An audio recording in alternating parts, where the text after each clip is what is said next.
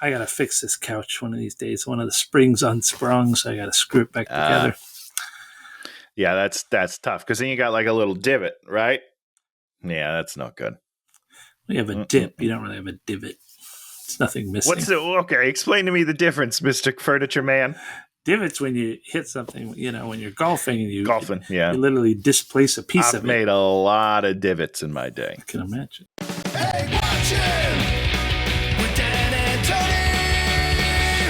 Hey, watching with Dan and Tony. It's Hey Watching, yeah. Welcome to Hate Watching with Dan and Tony. I'm Dan. I'm Tony. And on this show, we talk about a terrible movie that Hollywood has released. It's not hard to find them. It's not. They keep doing it. Thank goodness. TGFH. I was watching. There's this guy on YouTube, The Critical Drinker. It's First of all, it's a funny name. It's one of those ones that's pretty negative, and they're like, sure, woke Hollywood. But some of the stuff he says is fine. Yeah. He was talking about this Daisy Ridley movie called The Cleaner. Oh, yeah, sure. Oh, you've heard of that. I was like, it's fake Die Hard, and a terrible fake Die Hard. And the guy that did it was like the guy that directed Casino Royale and one of the other ones. I heard decent things about it, I thought people were like, yeah, this is a fine movie. I don't know. Everything you don't know everything he said. Where can we watch it? I don't know, but we have to rent it. Yeah, it's just there's still an infinite. It's like as fast as we can go. There are still so many movies that need to be lambasted continuously. Sure. So, is this one out? I can't even tell. Well, it must be. He'd seen it. Well, sure. I mean, if he's seen it, okay, it came out February 21st, so it's new. Oh, wow. Yeah, it's got 50%. 50% critics, 66% audience. That's pretty good. Maybe we'll just do this next week. Then we can prove this guy wrong. That's 50% critics. That has a lower audience rating than Electric State has on there.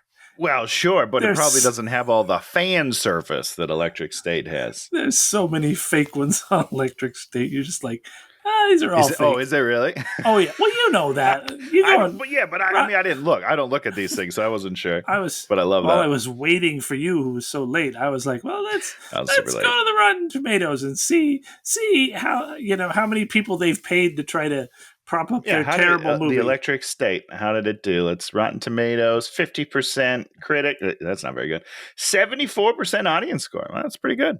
It's pretty good. It's as good as you paid for. People love this movie, Dan. This is a great film. This is a great film.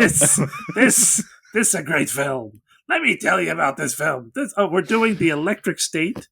Right. Brand new Netflix $300 million blockbuster. Oh gosh, guys. Let me 2025, 2 hours and 8 minutes, but probably 15 to 17 minutes. I think it is 17 because we looked at it when she was giving her speech at the end. We're like, my wife was like, "There's 18 minutes left." I was like, "No, there's not.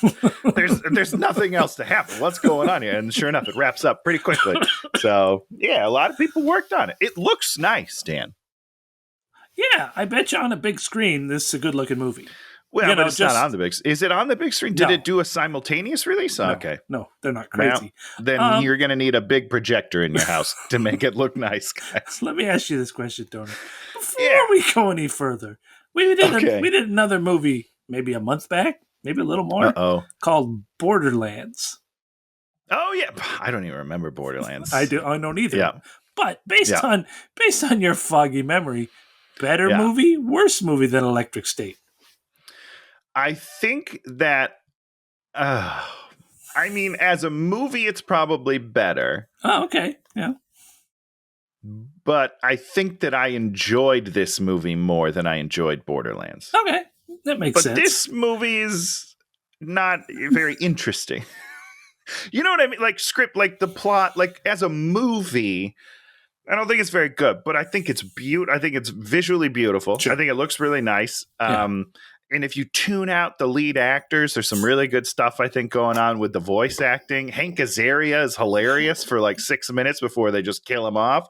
Is he? And then the music's great. Who's Hank Azaria? He's the magician, what is it? Prospero, I think, maybe? Yeah, I think that sounds right.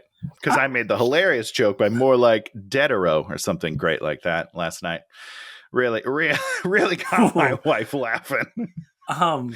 She didn't care. She didn't. No one does. I didn't like the guy that played Herm. The Herm character. I didn't. Interesting. I liked Herm. Okay. I thought Herm was fun. I liked him better than I liked Chris Pratt. So that's something. Well, yeah. What's wrong with Millie Bobby Brown? Well, she can't act. Oh, is that what you're asking? Yes, that's my question. My question is the global view of her, because it's like people love her. We'll talk about her makeup next, but okay. Yeah. I was like, what? I'm not the connoisseur of acting. I know good acting when I see it, and I'm like, sure. Oh, this person's making me feel something. But like with her, I was like, what was going on? What was going on in all this? So, I mean, this is going to depend on who you ask, because let's get this out in the open. People love her. People think she's great. She's wonderful. I have yet to see her in something where I go, oh, she's good. She's talented.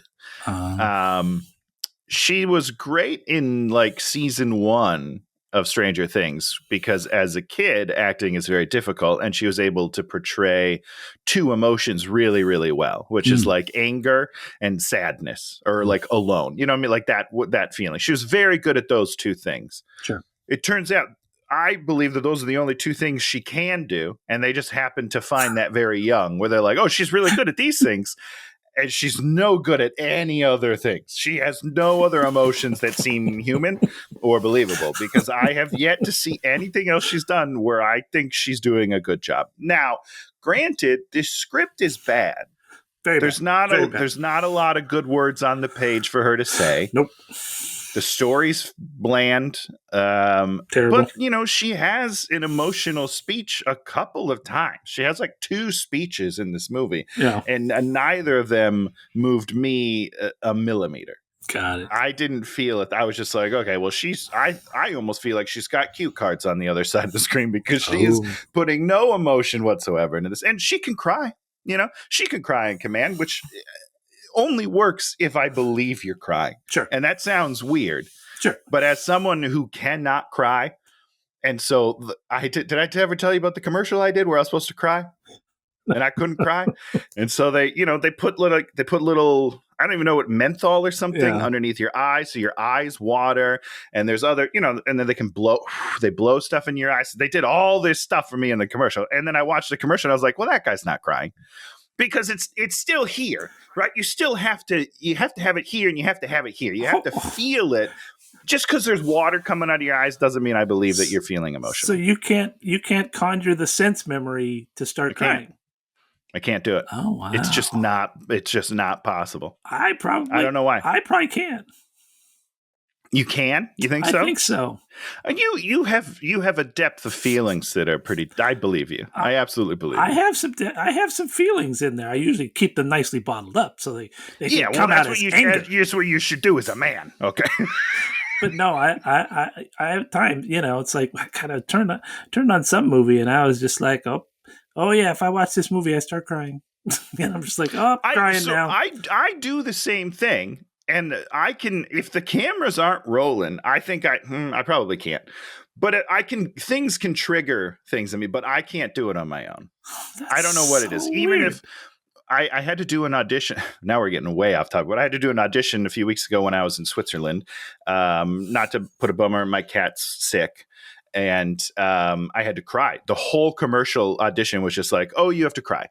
And I was like, okay, I can't cry. So I called my wife, and she's like telling me all these things about my dying cat. And I was like, oh, I'm crying. And then I turned on the camera, dried up. And I was just like, well, I don't know what to do.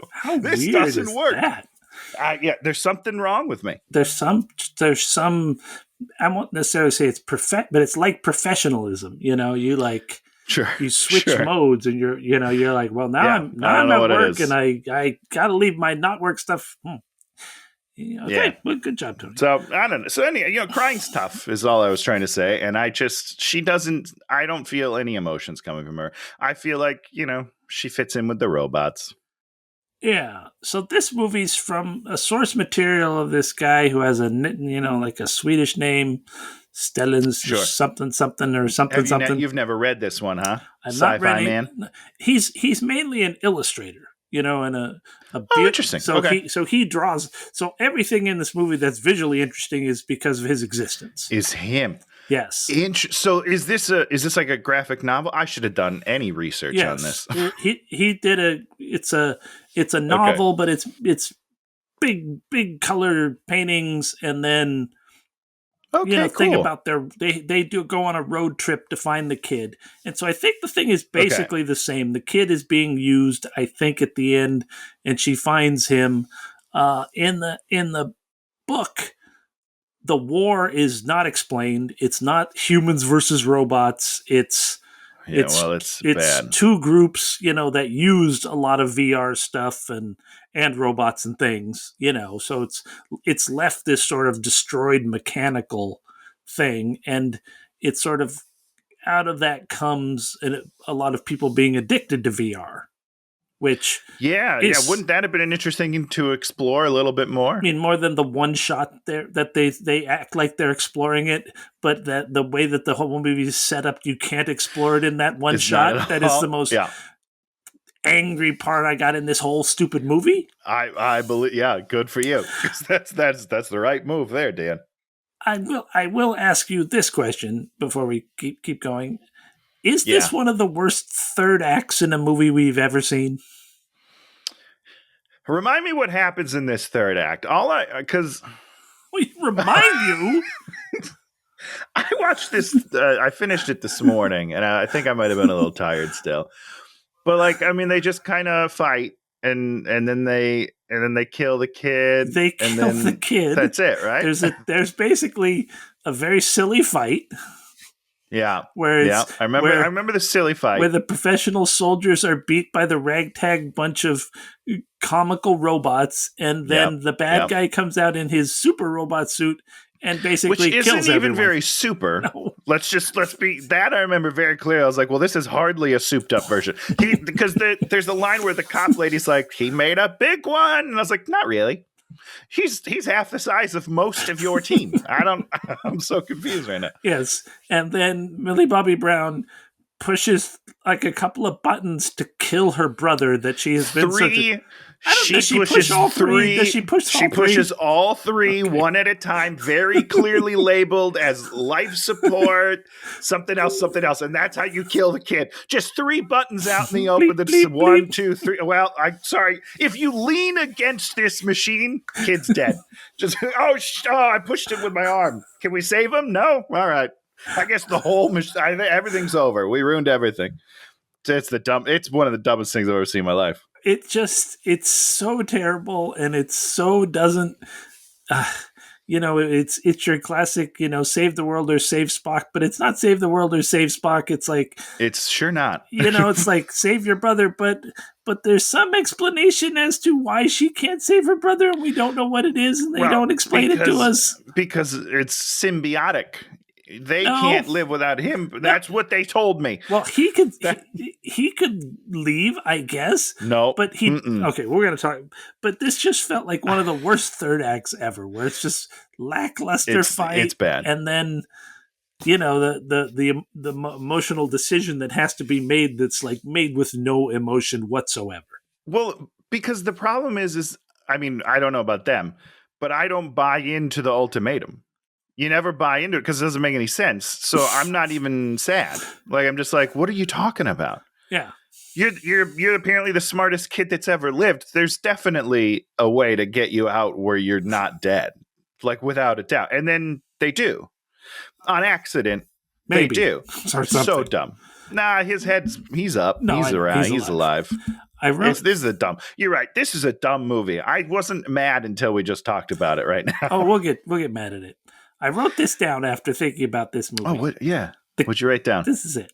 The key to drama is putting your characters in an untenable situation which only they are able to sort out using tools that have been provided to them over the course of their journey.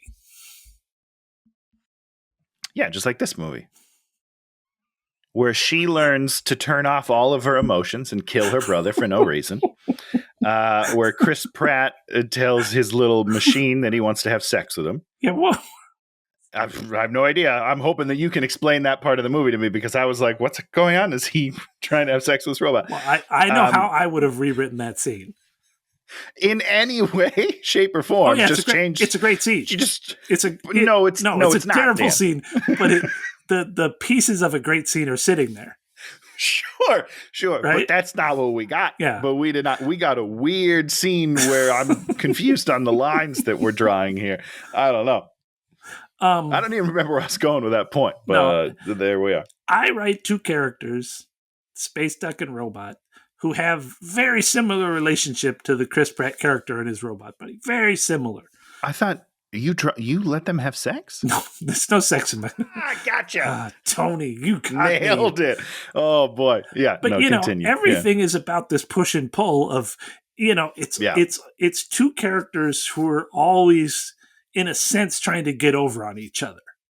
Mm-hmm. And I wanted their relationship to be that, where it's this, where they are constantly picking at each other and trying to be the one who's either the moral high ground or the bigger smart ass or the whatever. You're just like, oh man, it never got there for me.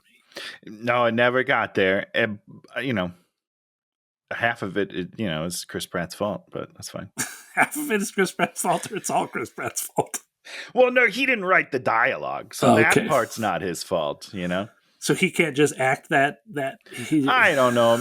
Listen, here's my thing about this movie. I thought that both leads were pretty dismal. Yeah.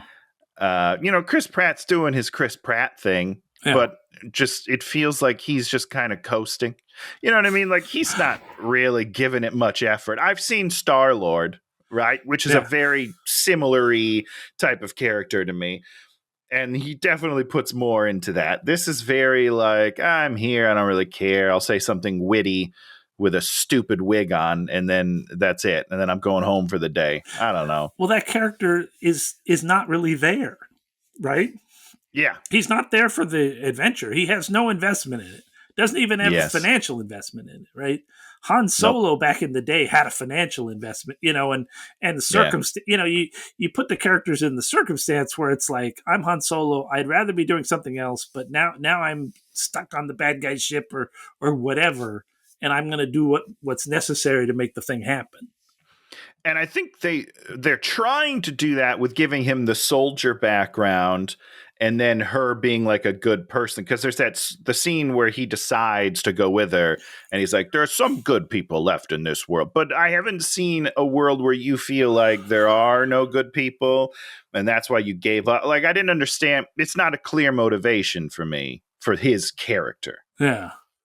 No. Start the movie. Start in the movie. 1990, before the war. We meet this kid, Chris, who's Millie Bobby Brown's brother. Her name is Michelle. Oh, we get to ask the great question. What's Chris Pratt's character's name, Tony?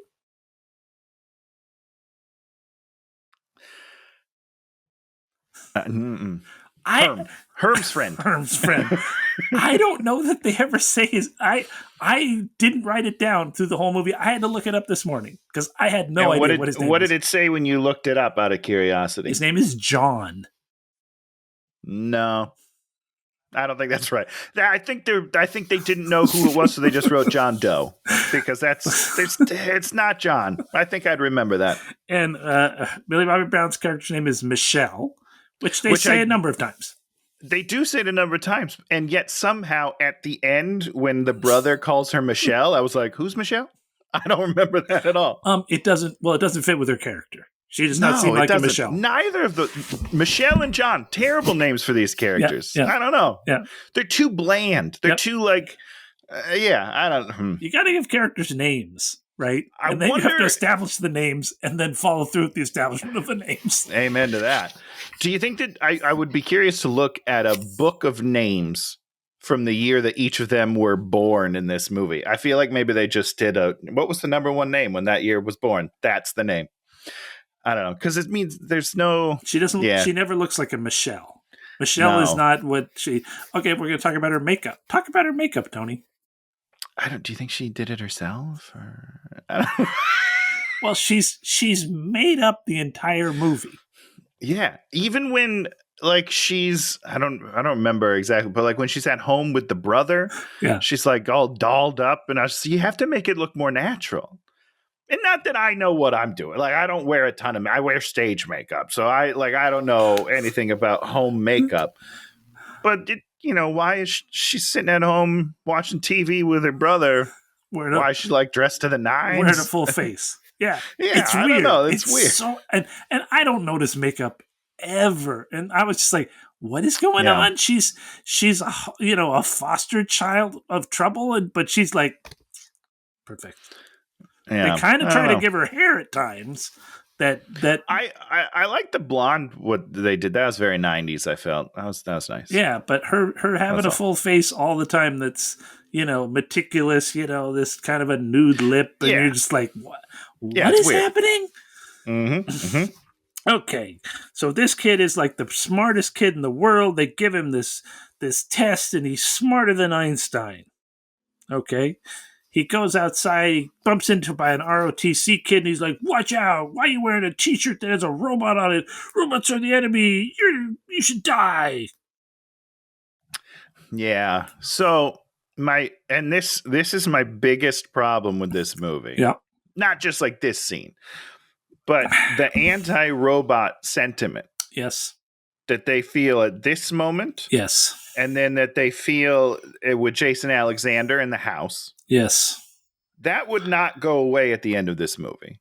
No. And they're acting as if it is going away at the end of the movie. Yes. And that's a problem. Because they've set up a world where it's like discrimination against robots, robot slavery. Like, this doesn't go away in one day. This is not. We are humans. We are awful, awful creatures. This is you've created a no-win situation in the first part of your movie, and then you try to just fix it at the end. Nope, doesn't work. So that's my biggest problem. I was just annoyed at the end of this movie. I was like, that's it. That's your big plan. That's what's going to fix the world. Go fuck yourself. Well, what we find. Well, okay, we'll get to that. Sorry. So he's like, I don't want to go to college, and she's like, you should go to college, and then I'll visit you in college. Did you think that they were lovers, or did you think they were family? I don't even think I thought about it much. Okay, but that's interesting. I could see where it would go either way. Yeah. To be honest with you, I thought they were boyfriend and girlfriend.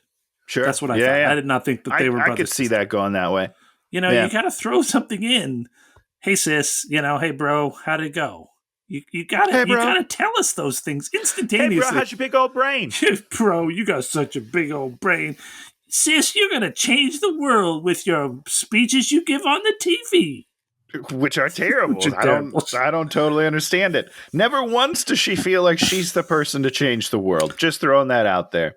Now we meet Ethan Skate, terrible name. It's such a weird Mr. Skate. What are we doing? That's so weird. I don't know why I hate it so much, but every time they called him Mr. Skate, I was like, he needs to be wearing roller skates. Like, if you give your villain Mr. Skate, he has to pay it off, because otherwise it's just going to bother me every time you say it. He has to pay it off.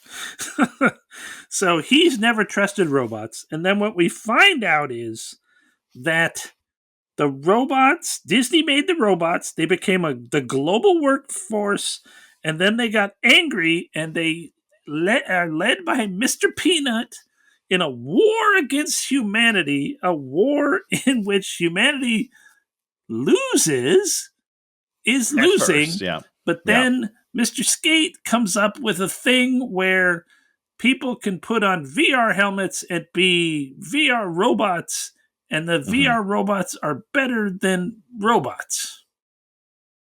Yeah, and I guess, we don't really talk about why, but would it be like human intuition that makes them better. Because we always talk about how like the AI pilots are never going to be as good as like human pilots because they don't have the instincts, even though they'll be safer. They don't have like I don't know, something of those lines. They don't really talk about it. I was just trying to figure it out myself. That's what they did in Ender's Game, right? Isn't that the whole idea with him in Ender's Game? It's the whole idea, yeah. And it works in Ender's Game. Spoiler alert, if you've never read the book from 100 years ago, he's not really playing a game, and it's awesome. Yeah. God, that book is so good. I know we hate Orson Scott Card, and that's fine. He's a D-bag. That book is so good and very much about inclusion. So fuck him in his real life. That book is amazing. And that's the whole thing, is we set up a thing that this one sort of better mind working with a bunch of other incredible minds is able to work out a system to win. Yeah. This thing, the idea is that if we can VR into a robot, then we can fight the robots. Doesn't make any sense. It doesn't make any sense, especially when you watch the battles and you're like, okay, but they're not outsmarting the robots in any way. They're marching right form. Up in front to them. Yeah, they're march. less. They're just not human anymore. So, like, if they die, it doesn't matter. Is that why because I don't know. I don't get it. I don't understand. And Mr. Peanut can pick up a gun and shoot a human in the head with no remorse. With this, the whole idea is. Do you know what Asimov's 3 laws are? iRobot with Will Smith. Yeah. That's all I remember. Basically, no, I don't know the actual rules. I don't remember what they are. I can't do harm. You can't do harm, or through inaction cause harm, or whatever. Basically, something. You set up the idea that you always, if you're going to make an AI, you're going to have programming in there so that it doesn't shoot human beings in the head or let human beings get shot in the head. That's the whole thing, and it makes sense. And when did he write those books? Was it before 1990? Because maybe he just hadn't written them yet in this world. He kind of wrote them in, I believe, the 40s and 50s. I'm sure by the 50s. Okay, so he was ahead of the game. He did it when Disney was making the robots. I see. He predates Disney making the robots, yes. Okay. Audio animatronics not rocking and rolling until after Asimov's 3 laws. And, those 3 laws just make it so you can properly explore AI, because human beings are not going to make a thing that when they click on the switch, pulls out a gun and shoots them in the head. We're not going to do that. I don't know, because they make a machine with 3 buttons that just kill people if you push those 3 buttons. Maybe it was the order, too. Maybe she has to do it left or right. I don't know. Got to do it in the right order, or he lives. Or he's totally fine. And so this Ethan guy, he's made up the thing. And so then what happens? But in addition to all that, everybody in the world gets their own robot somehow. Yeah. And they get to put on a helmet, and then half of their brain goes into making the robot go and do their job for them. Mm-hmm. And then the other half of their brain gets to go and live on a beach or construct a world in which their mom was nice to them or have sex with beautiful girls 24/7. Oh, you think that's what they're doing in there? That's all they're doing. Truthfully, those other 2 things I said is never happening. The having sex with a beautiful girl, every guy is actually only you're doing right that. Because Jason Alexander is doing that, right? He's like, I'm on the beach with Cindy Crawford or something like that. I'm pretty sure. So you're absolutely right. I hate this. I hate this so much. Why do you hate it? And then I want to talk about I hate it because we have a TV show called Severance that's exploring the idea of you're basically being in 2 places with the same person, and exploring it in a way that is some of the most interesting ways to think about this thing. And then we have a show, Black Mirror, that also constantly explores all of these kind of things. And this thing posits a thing and then explores it absolutely zero, and there's no reason for it. Why? It never once does somebody need to split their brain into 2 things, one to go to work and one to live in a VR existence. Never once does that come into play. Right. Because here's my thing, right? Like, let's do the Jason Alexander example. He's a shitty stepfather. Yep. And he is spending his time with Cindy Crawford on the beach or something. He's somewhere with Cindy Crawford. Yep. Terrible choice, by the way. But why does he even need the localized robot personality? Because he's not watching the kid. No, he yells at the kid with the localized robot. No, I know what he does, but that's completely unnecessary. Yeah. Like that doesn't. He could just be in a VR world, and she'd be like, Tim, whatever his name was. What are you doing? I'm doing this. Hello, and then he doesn't respond because he's not doing anything as the robot. You know what I mean? It doesn't make any sense.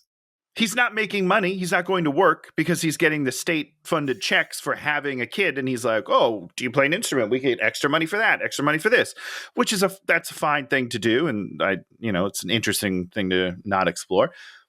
But I don't see a point for him having the robot at all. Nope. Just so that she can be menaced by a robot in the show.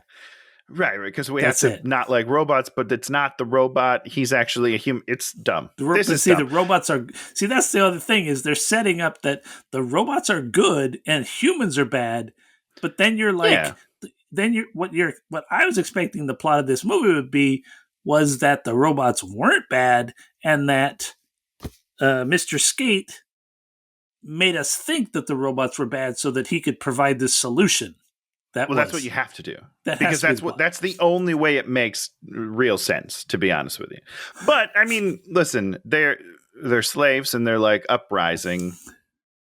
It's fine, but it's never going to get resolved. But they're never going to uprise in a way that's killing people.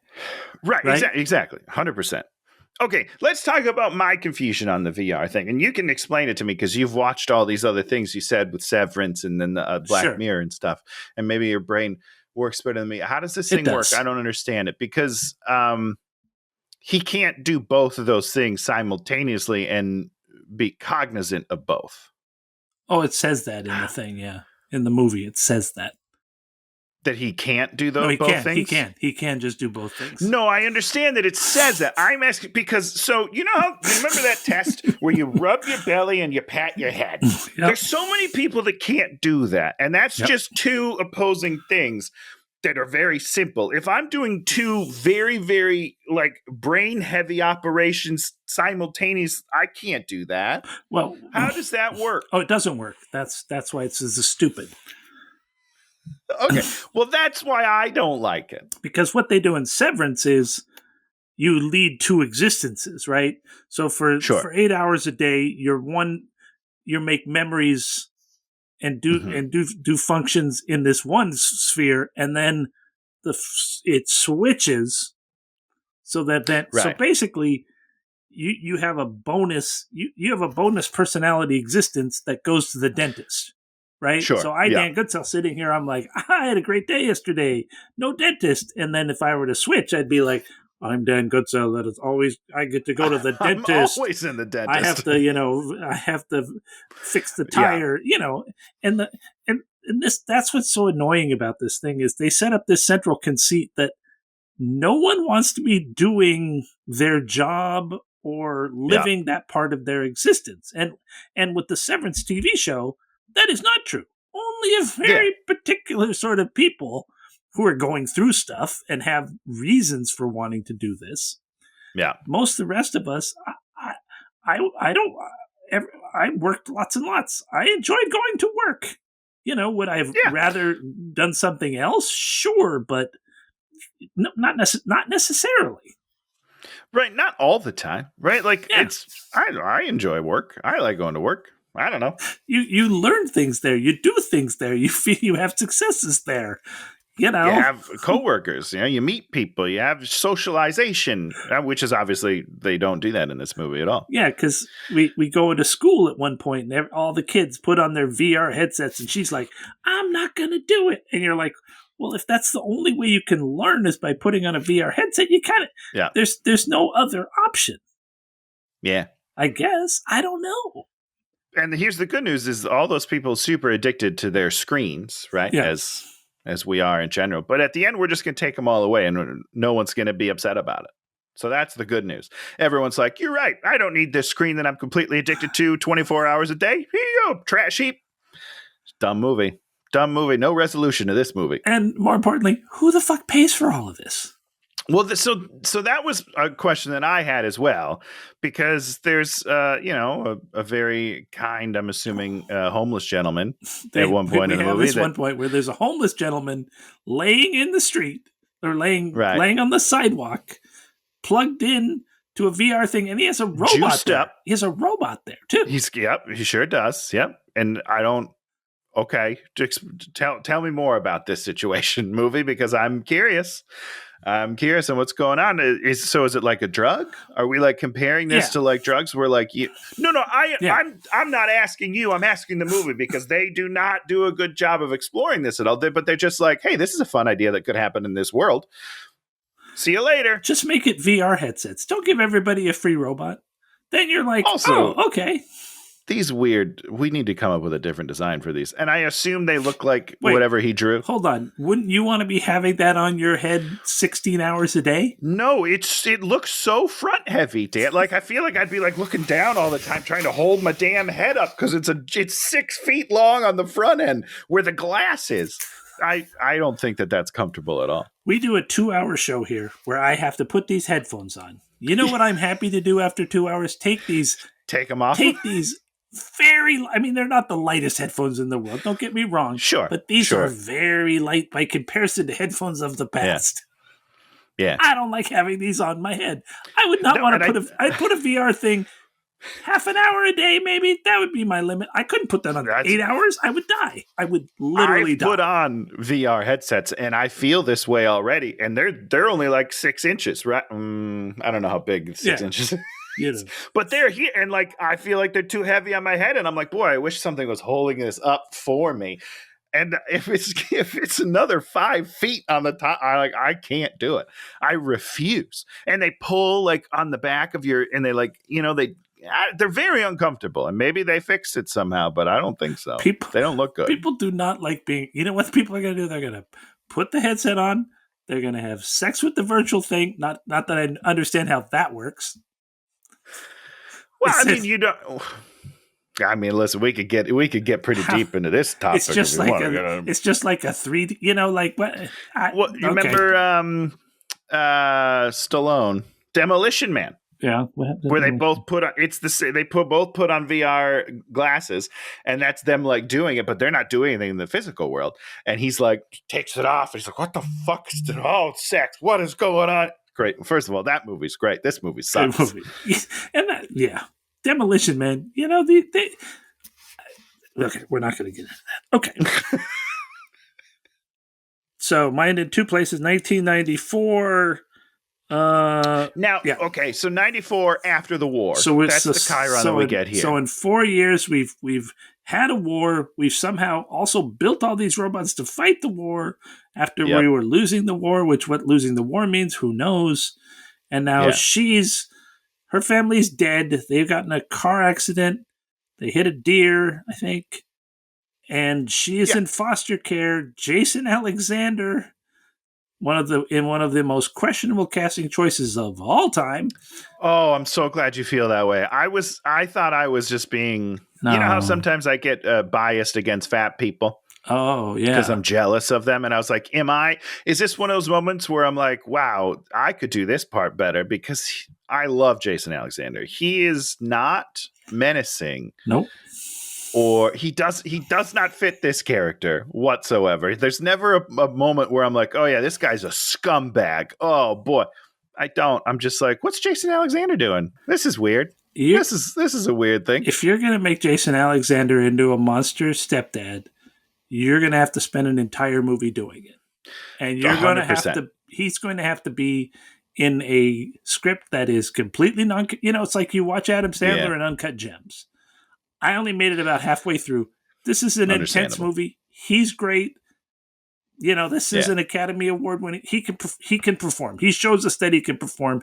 He is this fucking guy. I don't want to spend any time with this guy. Sorry.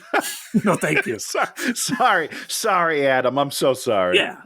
God bless him. That's, good for him. Yeah, 100%. That shows you're an actor. And we know he has the comedic chops. We know he has the acting chops. Yeah. He just makes a lot of very lazy decisions most of the time. I don't know if they're lazy. They're monetarily driven, I would say. Or the guy just likes to have fun. Yeah. Listen, if someone's going to give you, $100 million, well, probably 50 million, right? I don't know. $50 million. And it's just like, do whatever you want with your friends. I don't care. You're not going to try that hard.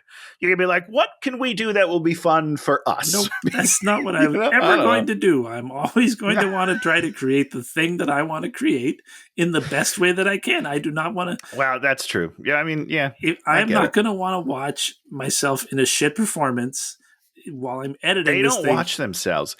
A lot of these big actors, they never rewatch their own work. You know what I do? You don't. You know what I do, Tony, when I'm feeling bad? I pick up my own books and I read them to feel better about myself. But does that work? Because I do the same thing, but for the opposite reason. Works every time. When I'm feeling down about myself, I watch some of the stuff I've done in the past. I'm like, God, you're such a piece of shit. You fucking suck. That's how that works out for me. No, so. I'm incredible. Good for you. I'm incredible. I know that. Incredible. What's not to like? I don't know. Because I'm creating exactly what I want.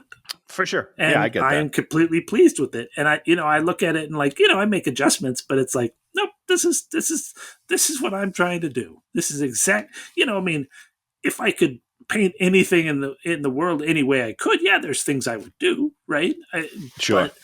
But with the skills that I have, I create what it is that I can create that's going to make me happy. And that's great. The fact that A, you know what that is, and B, that you are capable of doing it. That's pretty great. And I was talking to our Australian friend Jules about this. We have discussions about AI all the time, and he thinks there's going to be these tools that come in there and are able to let you pre-visualize things and do stuff and blah blah blah blah blah.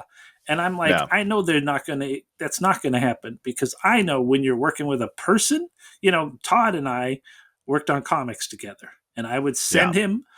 What I would do. I do my Mr. Toast comics. What I would do is I would draw little thumbnails and I would plot out the whole 32 pages. Then what I would do is I would then make a script based on my little things, and I wouldn't send him anything I drew. Nothing. Absolutely nothing. Because I knew that what he was going to do was add his hundreds of layers of illustration skills and comedic skills, and then send me back something. And occasionally we would have a little thing that we would need to tweak, but very rarely, because he's a pro. I was a pro at what I was doing at that exact moment. And it's like when we've worked together on stuff, it's like when we did the All-Star Death Star show. We'd send you a thing, and you would send us back a thing, which was 10 times better, because you had added your layers on there, and then we'd do the massages, and we'd do the little tweaks, and boom, you would have something that you were just perfectly proud of. And AI's never going to be able to do that because that's true. I agree you're not going to have the pile of a track record that the person does. There's this one guy that does these role-playing game illustrations and booklets and things, and I just love his work so much. And I'm like, I'm going to try to figure out a way to maybe work with him at some point. And I'm like, I know when I work with him, everything he's going to send, if I was to send him what I want and then he sent stuff back, it would just be amazing. You would just be like, this is perfect. Totally. Oh, yeah, for sure. And I think that's what, and I've talked about Severance before already on this show, is those guys know what they want. And they work with a great cinematographer, and they work with great production design people, and they work with great actors, and everybody has, their stuff that's going on in their brain. And you're like, okay, this is why I love the show. It's because it's so personal. Then this movie is just, it felt like it was written, AI rewrote a real thing, but made it acceptable to this algorithm and that algorithm. And, it's like, is this a comedy? I think they're supposed to be like an, action comedy. I guess not quite action comedy, but yeah, I think there's comedic elements to it. Yeah, and at the end, a girl has to murder her brother. You got to set us up for that. This is no, because otherwise it's not as emotional. You know what I mean? We want to just spring it on you at the last second, and then not make it make a lot of sense. So you just have to be like, why is this happening? What's going on? Oh, he's dead. Okay, great. I'm sorry, but you have to, that is a big tonal shift of spending this time to find your brother only to have him say, please kill me, and then you kill him. Yeah, I mean, if we had an inkling that was, if we knew that was probably going to happen, and she learns it, great, that works for me. But if we're all learning it in the last 4 minutes of the movie, and you're just like, well, because that's what has happened. You're like, but why? Because you gotta do it. Beat the bad guy. It's the only way. You gotta do it. And why? Why is that? It doesn't make any sense. He just escaped. His brain just escaped. It doesn't even make any sense. How can his brain? It doesn't make any sense, and that's my biggest problem. Good job, Tony. She goes to see the counselor. We have a flashback to her and her brother at the beach, and the brother has a panic attack. I'm like, okay. Don't worry, Dan. That'll come up later in the movie. Oh, does it? No. Okay. Sure doesn't. Nope. Flashback to hitting the deer. She wakes up screaming in the alley. She hears some screaming in the alley. She goes outside, and then there's this roaring monster robot that clanks into the house, and he can't talk, so she fixes him so he can kind of talk, but he just talks sort of in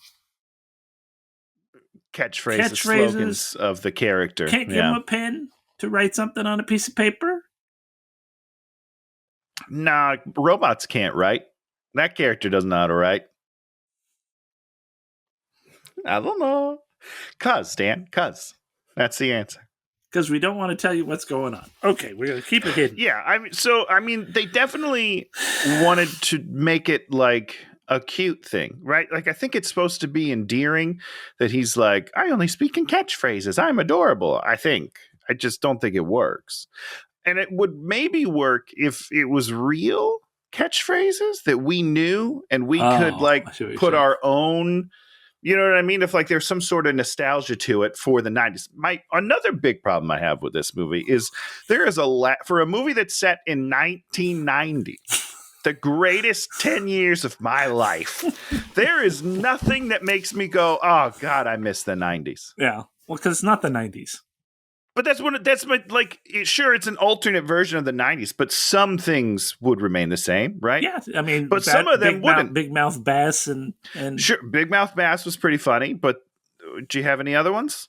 Well, I mean, they had a bunch of things they had Spam in the thing, they had Twister Game. Yeah, but I mean, it was terrible. Spam's just cool all the time. Spam is delicious. So and it lasts forever. So they're just doing a good job there. That has nothing to do with the 90s. I don't know. I didn't feel any nostalgic pull for a movie that's set in 1990s, which is a time frame that I frequently wish that we lived in now. No, because this movie's not about, although we talk about nostalgia a little bit, it's not about nostalgia at all.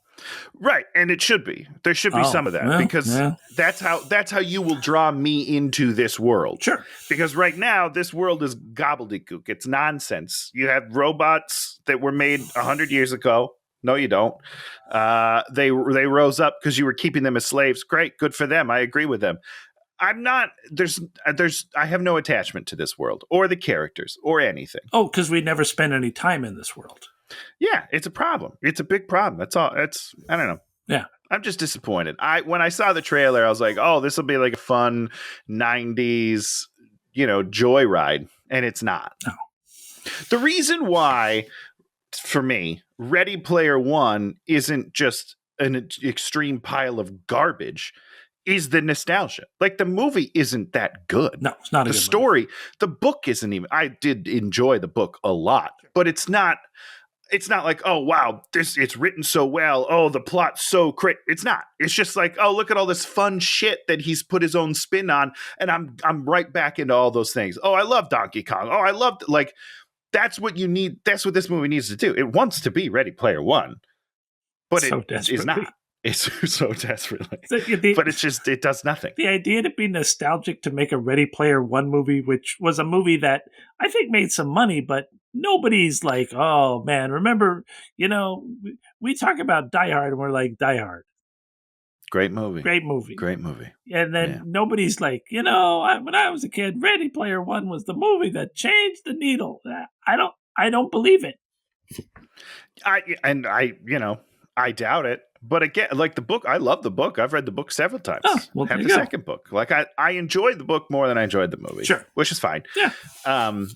But again, it's something that I think about from time to time. The book, Yeah. because it's good, it's fun. I don't know. Well, This is not something I will ever think about again in the rest of my life. But that's the thing about the book and the movie is it's for you. It's a nostalgia. It's a nostalgia 100%. bump for people like you. It's not for kids that are like, oh look, there's Ultraman, there's the Iron Correct. Giant. They're like, yes, no, you're absolutely right. yeah.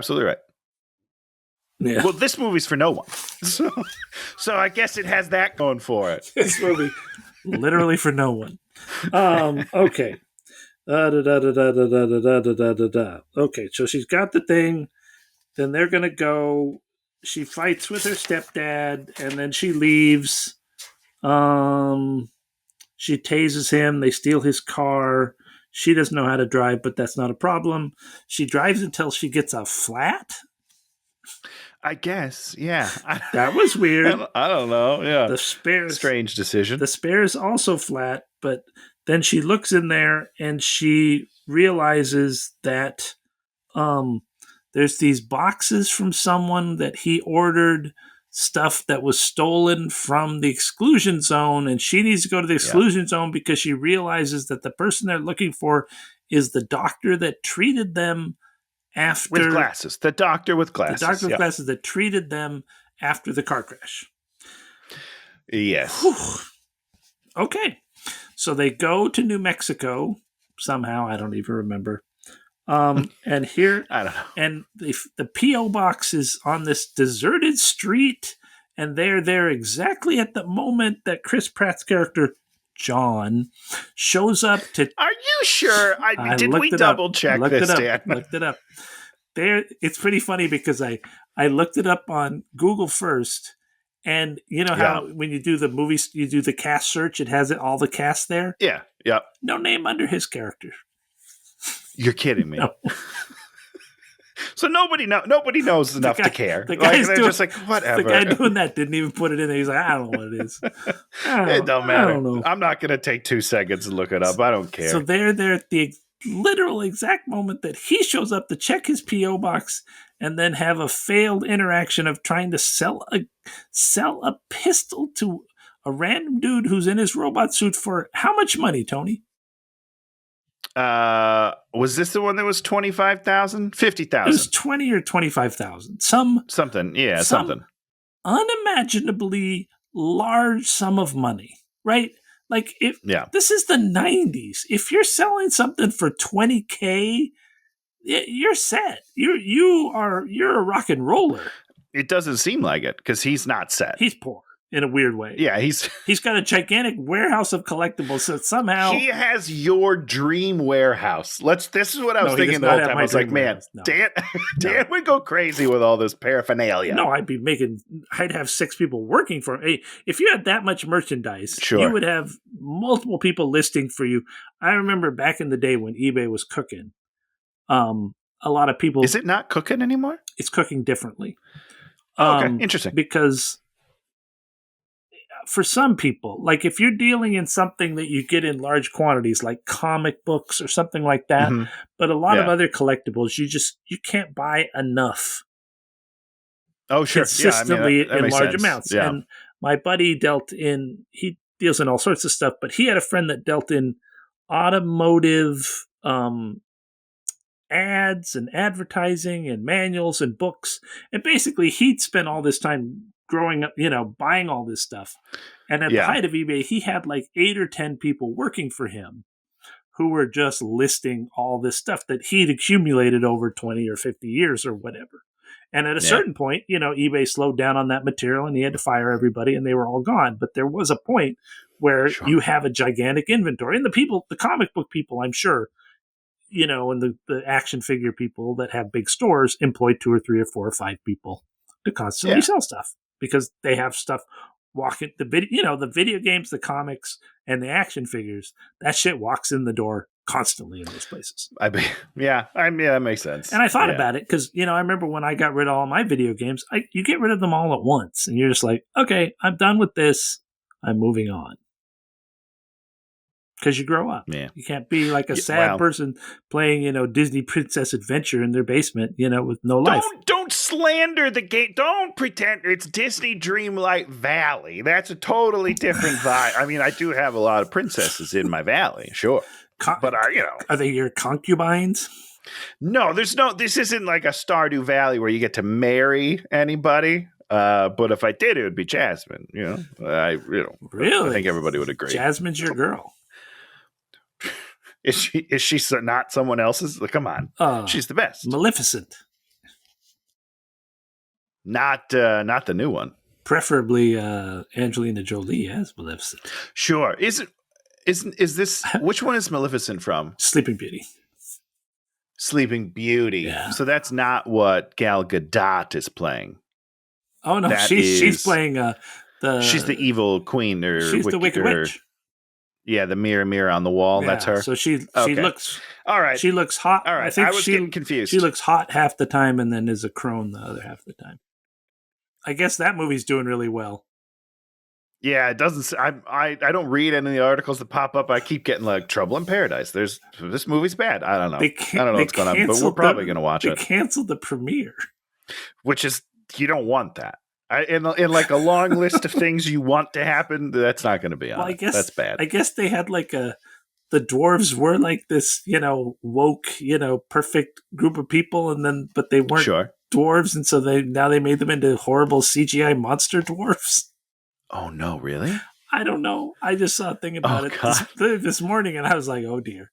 Clearly, I should be reading more articles that pop up because now I am very intrigued. Okay, so this guy tries to rip him off. They shoot him with an electrical beam, and then whatever. And this gives Millie Bobby Brown and her robot brother a chance to sneak into their truck. They drive to his secret location that has a elevator down to a secret cave. Yeah, it's like some sort of a bunker. Like I don't know. I don't know what's going on. Oh wait, so they're trying to get into the exclusion zone, which is the place where they locked up the robots. Yeah. After they defeated them. Tony, talk to me about locking up the robots after you defeat them. Do none of the robots fly? Is my first question, because the wall isn't that big. No, it's not very big. And I've seen World War Z. Yes. So they could just stack on top of each other. Even if they don't fly, robots can just stack their metal. They can just stack and just walk out of the thing. So I just have general problems with that situation. But also, like, why? What? And it's like the the point? entirety of a giant desert. So this wall is thousands and hundreds of thousands of miles long. And why are you locking them up in a gigantic? I have no idea. Like what? I'm sorry, but I know what humans would do. They would turn them all off. They would take out their AI brains and they would stomp on every one of their AI brains. You're darn right I would. Okay. Because they're machines. They don't really die, right? Like you could just build another one. I don't know how it works. It's weird. I don't understand. I don't understand. It doesn't make any sense.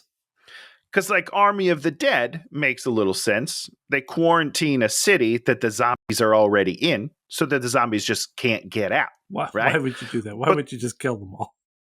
Because they couldn't just kill them all, the zombies. Okay. Have you not seen the movie? It's I don't know. I People tried don't to watch like that movie. I love it was so terrible.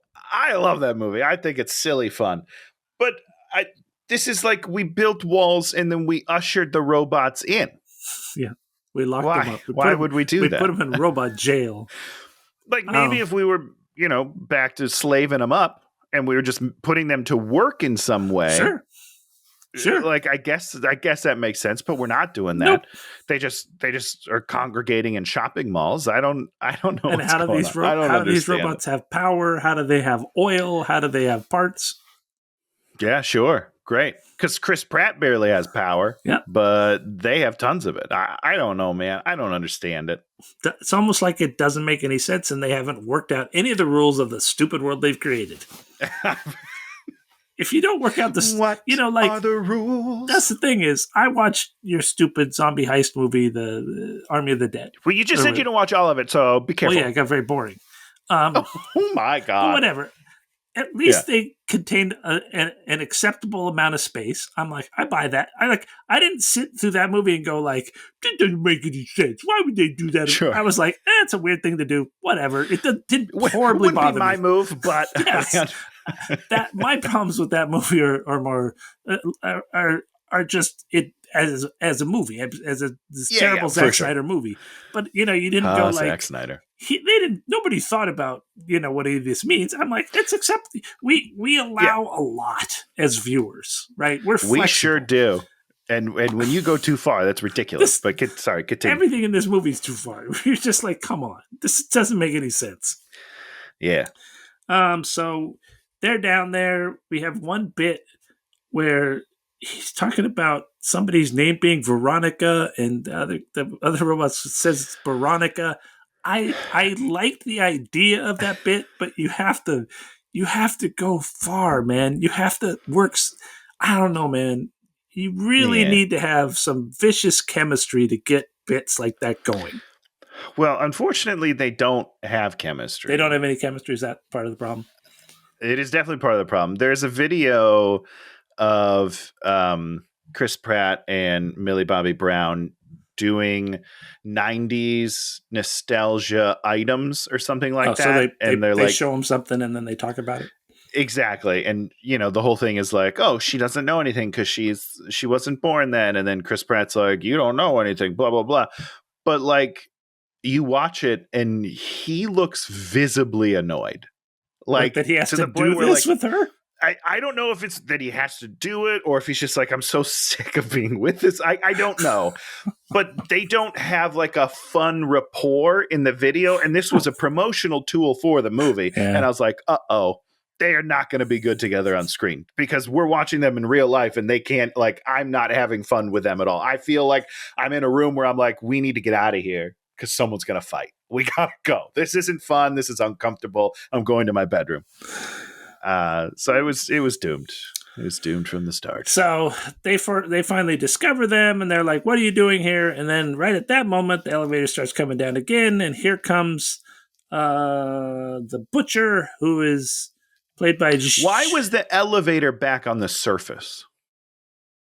Can I just ask you? Because elevators don't normally just like return to a place. Don't they stay where they were the last time so I could take it back up? You mean it's almost like instead of the Veronica bit, you could have run a bit where he's like, why the fuck is that elevator going up? And the robot's like, where's it going? Weren't you supposed to lock that down? Because they did a whole bit with him unplugging his refrigerator, which was supposed to make them look at the crate that they just brought back down because there were candy bars in it. And it was just like, okay, that is a stretch of a bit. But I could have written a great bit for that, And he's like, why didn't you lock down the elevator? I did lock it down. No, you did not lock it down. And then, as he's coming down, they're like, how did you get in our elevator? And he's like, I just overrode your system. And, giving him powers and showing that he can do things. Like, oh, I'm smart. I'm a nefarious villain. They're in trouble because he's better than them at this. Yeah. Also, just in general, the bad guys are cooler than the heroes in this movie. And I just mean as actors. How did you like Giancarlo? I did not like him. I like him just because he's scary. He's like super intense no matter what he does, And I was just like, I prefer that over Chris Pratt's blandness or, the void that is Millie Bobby Brown. I hated. So he would be third. I'm thinking of the bad guy in Avatar, the first Avatar movie. That guy with the Steven, what's his name? He seems like a psycho. He seems like a military psycho. He seems like a military psycho that would be in charge of something. He seems like a military psycho you would not want to cross. Giancarlo seems like he's good at what he does, but there's nothing. He never made me afraid. I wasn't like, oh, this guy. Yeah, I get that. My biggest problem is his turn at the end was unbelievable, and that's not his fault. It's just the character that they created. Yeah, and we could talk about that more later. But I don't know. He never felt like he was going through anything. No, for sure not. I don't think he did. Well, I guess he did technically because he did change sides a little bit. But like Stanley Tucci's fun. Yeah, because he's Stanley Tucci. He's a nut job. Yeah, he seems crazy. He seems like the corporate guy. He's as good an actor as you're ever going to get on the planet. Ever. Yeah, he's so good. Yeah. So he shoots up the place, and then they're trying to escape, and then they try and jump in the mine cars, and you're like, oh, mine cars. And then he immediately shoots the mine cars, and they fall off. And I was like, this is the first time this movie has surprised me. Oh, yeah, there you go. That's I was good. surprised. Did it then surprise you that almost nothing happens after that? Well, then they hit him with another thing, and then they escape. Yeah. And they go out there, shoots the cart, they escape. But then they have to go. They're going to have to go 300 miles. Herm has this big body he gets into. He carries a van, carries them in it. And then we do a whole thing about somebody saying, everybody lets you down. And we set up. That's Chris Pratt saying Chris Pratt says, everybody lets you down. So what that means is Chris Pratt has to let her down, or she has to let Chris Pratt down. In the movie, or, that is his arc. Let me counter pitch. They don't. You decide which one you want, but that's my counter. In improv, you write lines randomly, and then when the other person hears the line, like, why are you always such a dick to me? Then I am the biggest dick in the world to Tony the rest of the scene. Right?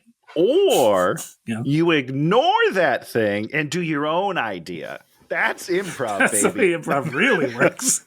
When it's at its greatest is when you ignore the things that other people set up and you just do your own thing, because that's what people want to see. Super fun. Yeah, it's really great. He talks about how the two of them met. Him and his robot buddy Herm met in the war, and then they became friends. Herm saved him for unknowable reasons, and then they came, and the guys that were going to try to kill Herm just decided they were also going to kill a human being. Right. John. Right. So the story doesn't make a lot. John. His name's not John. I don't care how many times you say it. It doesn't make a lot of sense. Right? Like his backstory, when he's telling me the story, I'm like, what? What happened? Are you sure?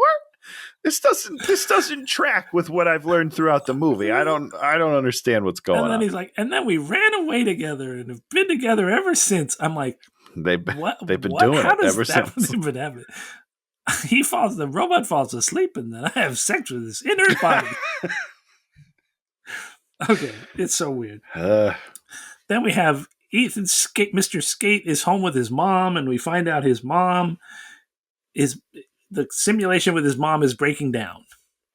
And then what we find out is that Christopher, the super smart kid, is the computer that they use to run all of the interfaces on the entire... All of them. Billions and billions of interfaces are all run through his brain of him sitting in a little casket in Seattle. Yeah, what? That's confusing. I understand that, like, I think I've heard before, the brain is a supercomputer, which I don't understand what that actually means, obviously. Not true. But, okay, well, obviously you haven't seen this beautiful brain. Okay, come see one of my CAT scans, baby. But how could it run that many? I don't get it. No. It would make more sense to me if it was like a Matrix style type of thing, where it's like a bunch of brains that are powering them, all put together. Maybe he was the first.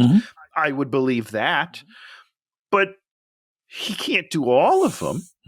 I don't get it. I don't understand. It's just super stupid. Well, there you go. It's just the dumbest premise for a movie ever. It's just dumb. Yeah, it doesn't make sense. And, it follows trend where the things that don't make a lot of sense. But luckily, the good news is it makes the ending easy to write, right? Because then he's got to die. He's got to kill him. It's a binary thing.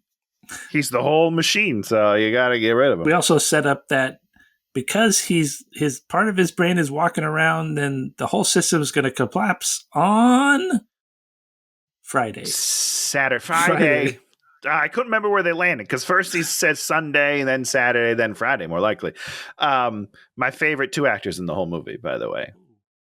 Those two guys. One Who of them was that? is a big Midnight. He's from Midnight Mass. He's in Oh. that whole family of those shows. Why can't I remember the guy who makes Mike It Flanagan? doesn't matter.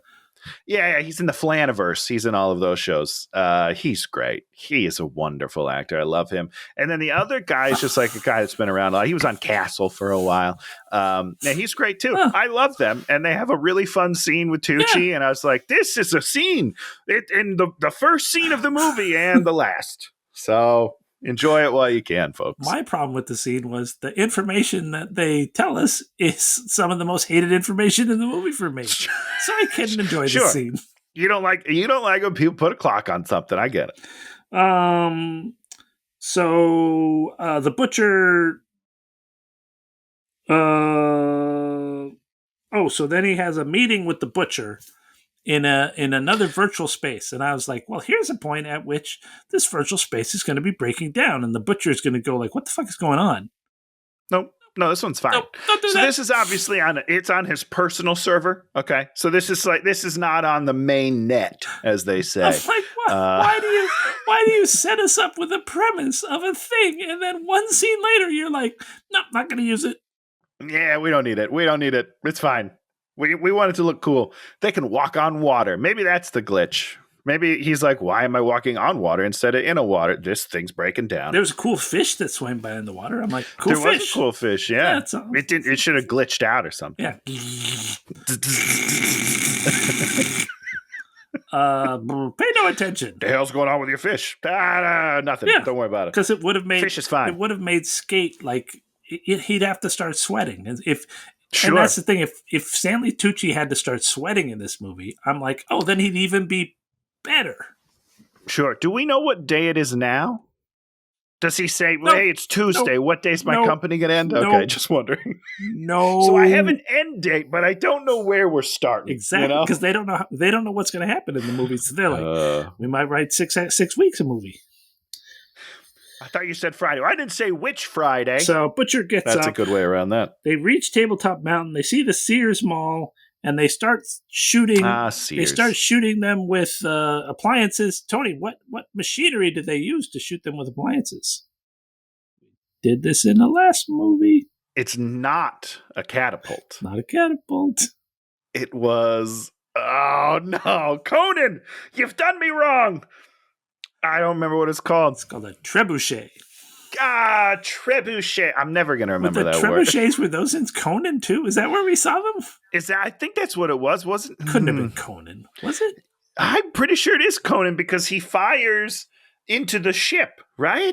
I'm pretty sure it was Conan. Oh, I'm pretty sure. Okay. I could be wrong. If anybody watches this show, let me know if I'm wrong, but I thought it was Conan. So they get captured. They go down there. Here comes Perplexer, who's like a magician in his own little stage. Beautiful animation. Just and wonderful voice work. Yeah, Hank Azaria. So we go inside the Sears. It's Mr. Peanuts, the head of it. They've parked his peanut car in there, which makes us go, well, I guess they're driving out with that peanut car. They don't drive out excitingly. They slowly do they do anything exciting with the peanut car? No. You have mocked up a peanut car, and you visualized a peanut car, and the peanut car is not used in anything. No. So he explains this is a magical world of safety. Why? What? I don't know. Oh, because there's the scavs. What was the other movie we had with scavs? I'm just going to say Conan again. We had another movie with scavs. Scavengers. Oh, no, it was a Tom Cruise one. Oh, Oblivion. The bad guys were scavs. You're bad guys scavs right. again. Now, were they they're other robots, right? Because we see one. Yeah. So I am confused. Yeah. Are some robots bad? Who knows? And some robots are good. Well, let me talk about the scavs in a minute. Okay. I'll talk about. All right, well, you do that. Okay, this is gonna be a 4-hour episode. So Mr. Peanut explains to them that what we'll do is we'll feed you, then we're gonna kick you out. Yeah, but we're not gonna feed you, but we're also gonna let you sleep here the night. Then we're going to kick you out in the morning Right. because Well, there's because bad it's things dangerous. at night. That's right. Yeah. What do they care? Well, because they're good. They're good robots, right? Because there's good robots, there's bad robots. Just like there's good humans and bad humans. Chris Pratt has that line, remember? So maybe it all does make sense. There it is. It's explained to me. No, it's not, Dan, because I'm confused. We locked all of them in this giant zone, and then some of these robots are like, well, we're good people, so we're just going to hang out in a mall all the time. I just don't even understand the world. I don't get it. We do a bit. Chris Pratt goes to get food, and then we do a bit that Twinkies never get old, which... Yeah, I thought this was funny. Oh, you didn't like it? I hate it's there are a few things I hate. Twinkies never go bad, number one. I hate it. And because they do go bad. Thank you very much. They are just... Oh, they do? They're baked goods, Tony. They're made with flour and sugar and some leavening agent. Yes, they are. Yes, they are. No, they're not. They're made with other things that don't. I honestly, here's my thing. I've bought into the propaganda. Well, I fully believed that they would last forever. I have no idea. If you want me to, I will get out a Twinkie that is what year is it now? 25, at least 35 years old, and it's as hard as a rock. I would dare you to bite into it. Twinkies never go bad because Hollywood says so. You're not gonna give me a doll. You're not gonna give me anything. You're just gonna dare me.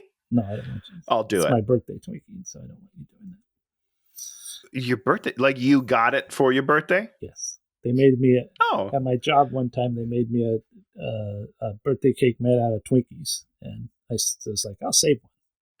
That's the cutest thing I've ever heard. Very sweet. All right. Very sweet. Yeah, that's great. I love that. And I'm sure you're right. Twinkies get old. People love All right. It. And always giving characters asthma as their weakness. Yeah, you do hate that. I hate that so much.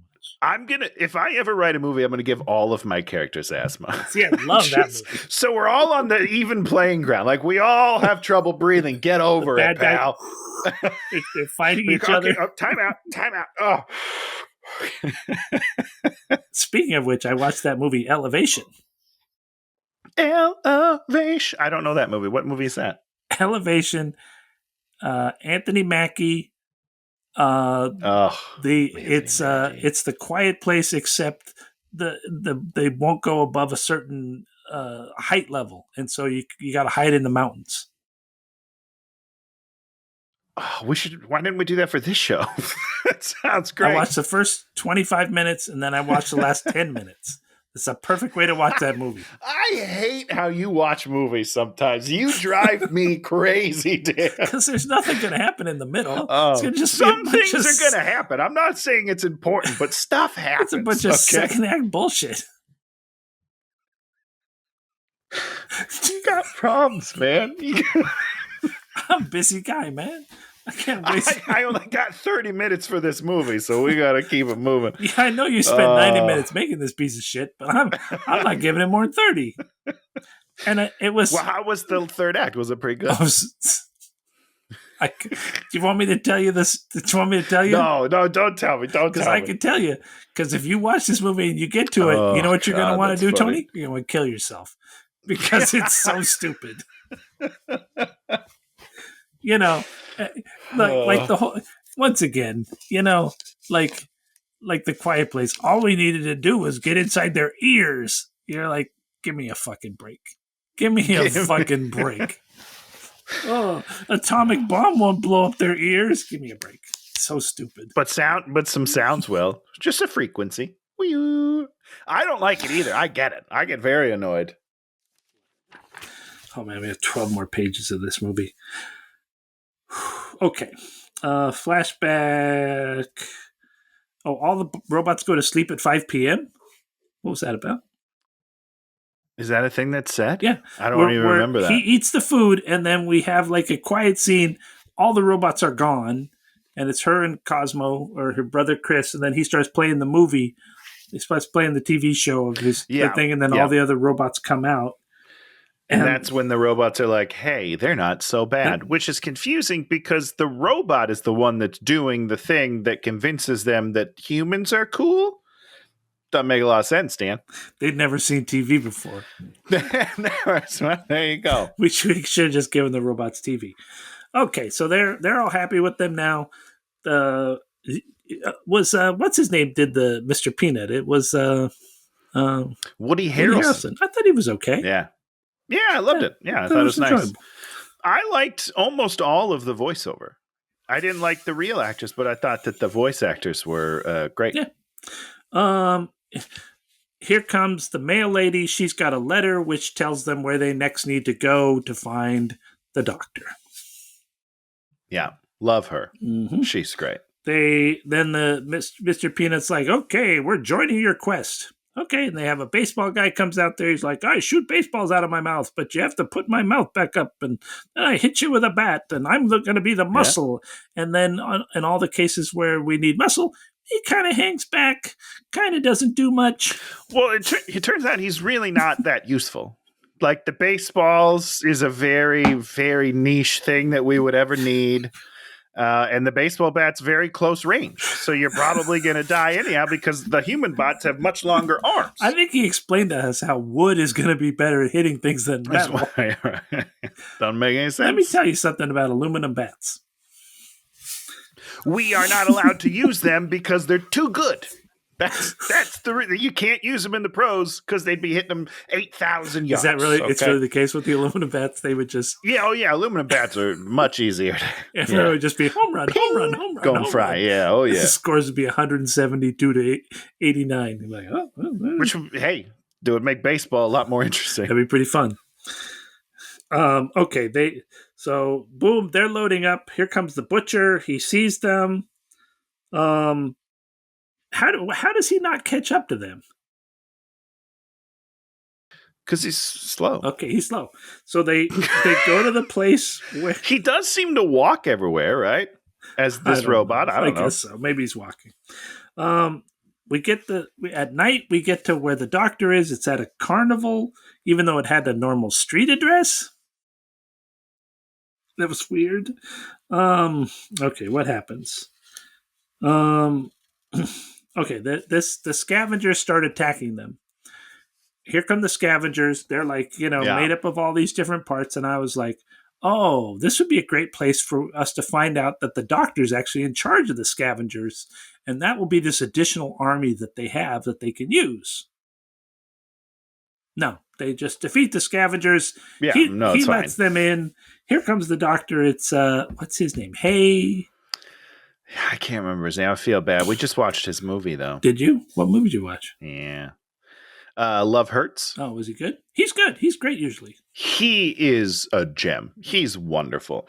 He's cute. He's funny. And he did a lot of like martial arts in the movie. Not this movie, Love Hurts. We're going to talk about it later, but the movie's not very good. They give him basically nothing to do. Yeah. And yet he's still like endearing because he's just has that like sweet quality to him. It's really nice. We like him. As opposed to Millie Bobby Brown, we don't like. We're not a fan. He's like, you got to go to Seattle to save your kid. Okay. We just get more explanation about how everything works and how he was the one that set up the thing so that Chris could escape in this robot. Here comes the butcher. He says, not this asshole again. I like that line. And then Mr. Peanut battles him, and then all these other bad guys fly in. Yeah. And then we have this wacky battle where they kill all the bad guys except the doctor who gets shot.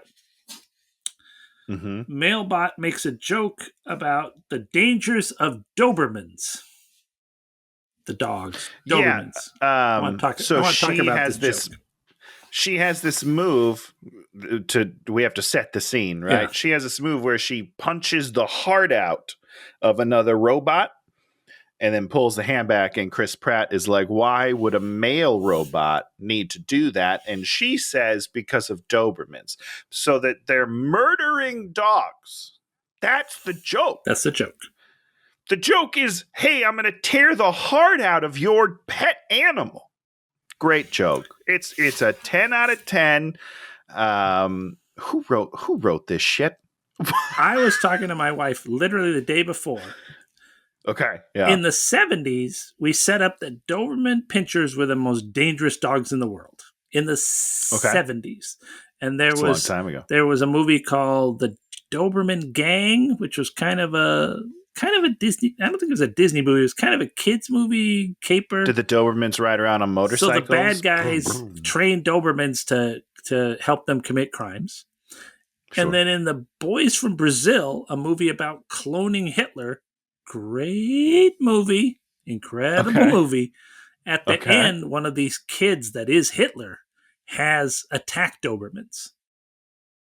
Sure. Who tear up the big Nazi hunter. Great scene. Sure. You know, I as a kid thought Dobermans were the most dangerous dogs in the world. They are not. Dobermans are the sweetest babies in the world. Every time I see one, I fall in love with it. I love them, love them, love them. And I'm like, why do we have a hate Doberman? You know, in addition to the dogs should be killed by postal people, and it's about Dobermans, which is not a thing anymore. Yeah. You don't think Dobermans are the most dangerous dogs in the world, do you? I mean, I've never really thought of dogs as all that dangerous. You know what I mean? Like, the dog itself isn't really dangerous, I don't think. We can teach them to do dangerous things for sure, but I've never really blamed the breed, but maybe that's me. I don't know. Maybe I'm too dumb. I'm uneducated. Well, pit bulls have that now. Pit bull is your dog. That's true. No, you're right about that. They do have that stigma. Yeah. Pit bulls have that stigma of being fighting dogs. I think they're adorable. And a good, well-trained pit bull is the sweetest baby in the world. Yeah. So, Dan, I would love a list of dogs that you don't think are the sweetest babies in the world. I love wiener dogs. I love dachshunds, but dachshunds, you can't say hi to them for the most part. They will kill you. Oh, okay. Interesting. They're the most vicious dogs on the planet. But they're very protective. If they're your dogs, sure, they'll probably love you very much. I'm sure they will kill for you, but they are not friendly dogs generally out in the world. And interesting. I was just curious. Yeah, and Chihuahuas too. I love Chihuahuas, but Chihuahuas also can be very confrontational. They, you know. Well, listen, Chihuahuas need a lot of therapy. I'll just tell you that. Okay. We can fix it. The bad guys go and attack the mall and kill everybody in the mall because we have to. Yeah. If you ever set up something beautiful, your movie is always there to destroy that thing so that when you get back there, it'll be like, fuck you. Right. Conan. Conan's village is destroyed. Remember? Pathfinder, his village destroyed. Okay. So I do have a question because I didn't understand the Accords. Yeah. Because the humans are like, well, you broke the Accords, so we can go in and murder your entire village. Yeah. But a human snuck into their land. Yeah. So didn't the humans technically break the Accords? Who knows? If you're going to try and parse the law of what this, you know, because the butcher says it at one point where he's all like, I can't kill a human being. And Stanley Tucci's robot guy kills the doctor. Well, that's one of my favorite scenes is when he confronts him about that, and he's like, "Who cares? Yeah, who cares if it's a human? Who gives a like? Who? Nobody cares. Kill him." That was a really nice moment. But it is a nice moment because you acted exactly how he acts it. He's just like, "What are you talking about?" Yeah, like it never even dawned on him that would matter. He's like, I love it. It's really whatever nice. I want in here. I'm corporate. Yeah. I'm in charge. And Butcher's character is like, you know, that is a moment for him because he does live by a code. And he's all like, no, man. And I thought he should have switched right then. Yeah, but he doesn't. He doesn't, because that would have been surprising. Isn't like a moment. That's the interesting thing. Yeah. There's not like a moment then, because this would be the moment. Yeah. But then he's still on the bad team for a while, and at the end, he's like, yeah, I eventually switched. You know, I had a couple of nights sleep about it, and turns out I don't agree with him. Well, he kind of switches because he just tells them to go home. He doesn't kill all of them. And they grab Chris and they take him away. They go back. The mall is destroyed. Tony's favorite character, Prospero, is dead. Yeah, I was pretty upset by that. I'm not going to lie to you. I would have loved to see him in battle doing some sort of magic. Yeah. Chris. Oh, I'm not mad at Butchers, man. We won the war. I don't even know what this scene is. We do this whole weird thing. I don't even know who. Oh, Chris is in shackles. The robot is in shackles. Yeah. He's still bald. We see his body. He's in the same chamber from the Deadpool movie. Right. Don't you wish he was just a brain? Like in a tube, a la Futurama? Yeah. Yeah, no, that would have been fun. It would have been interesting, right? If she shows up there, and this is a reveal that when she shows up, she finds, he's just a brain, and then he's all like, "I don't want to live as a brain." See, if I'm just a brain, I would be like, "Kill me, I'm a brain." Sure. But he's like a body, and you're like, ostensibly, he could be gotten out of there and rehabbed. Oh, for sure. Yeah, he seemed in pretty good shape for, I guess it was only a couple of years. I keep forgetting that it's only been like 2 or 3 years, he said. Yeah, at the most, yeah. Yeah, I don't know. Butcher is mad. We won the war. Blah, blah, blah. And then we get Stanley Tucci does this whole thing of, in VR, my mom loves me, and that's great. And we got the Father, the Son, and the Holy Ghost, and he's the Father. Chris is the Son, and the Holy Ghost is the VR set. The machine? Yeah, I honestly, this confused me more about his character than like it, because now is he like on? Okay, hold on. Let me collect these thoughts because he's very anti-robot. He hates robots, right? For no reason that we know. For no reason that we know. Which felt like you'd have a backstory thing where he says, I hate him because of ... XYZ. Yeah, no, we don't get that at all. He just doesn't like them, quote unquote. But then maybe they killed his dog. He's my Doberman! That would have been a great scene. That would have made sense. So why? But he's making a machine mother. And then he's mad that it's not working. Right, but like she's not real.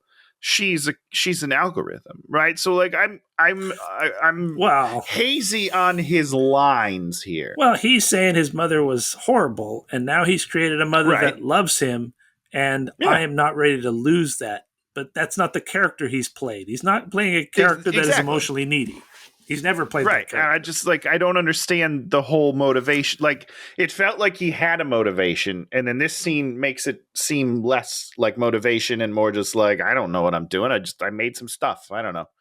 I thought this muddled it more than it needed to. Yeah. I got confused. Well, it doesn't make any sense now because he can play that character. Like this is he could play anything. This is the emotion.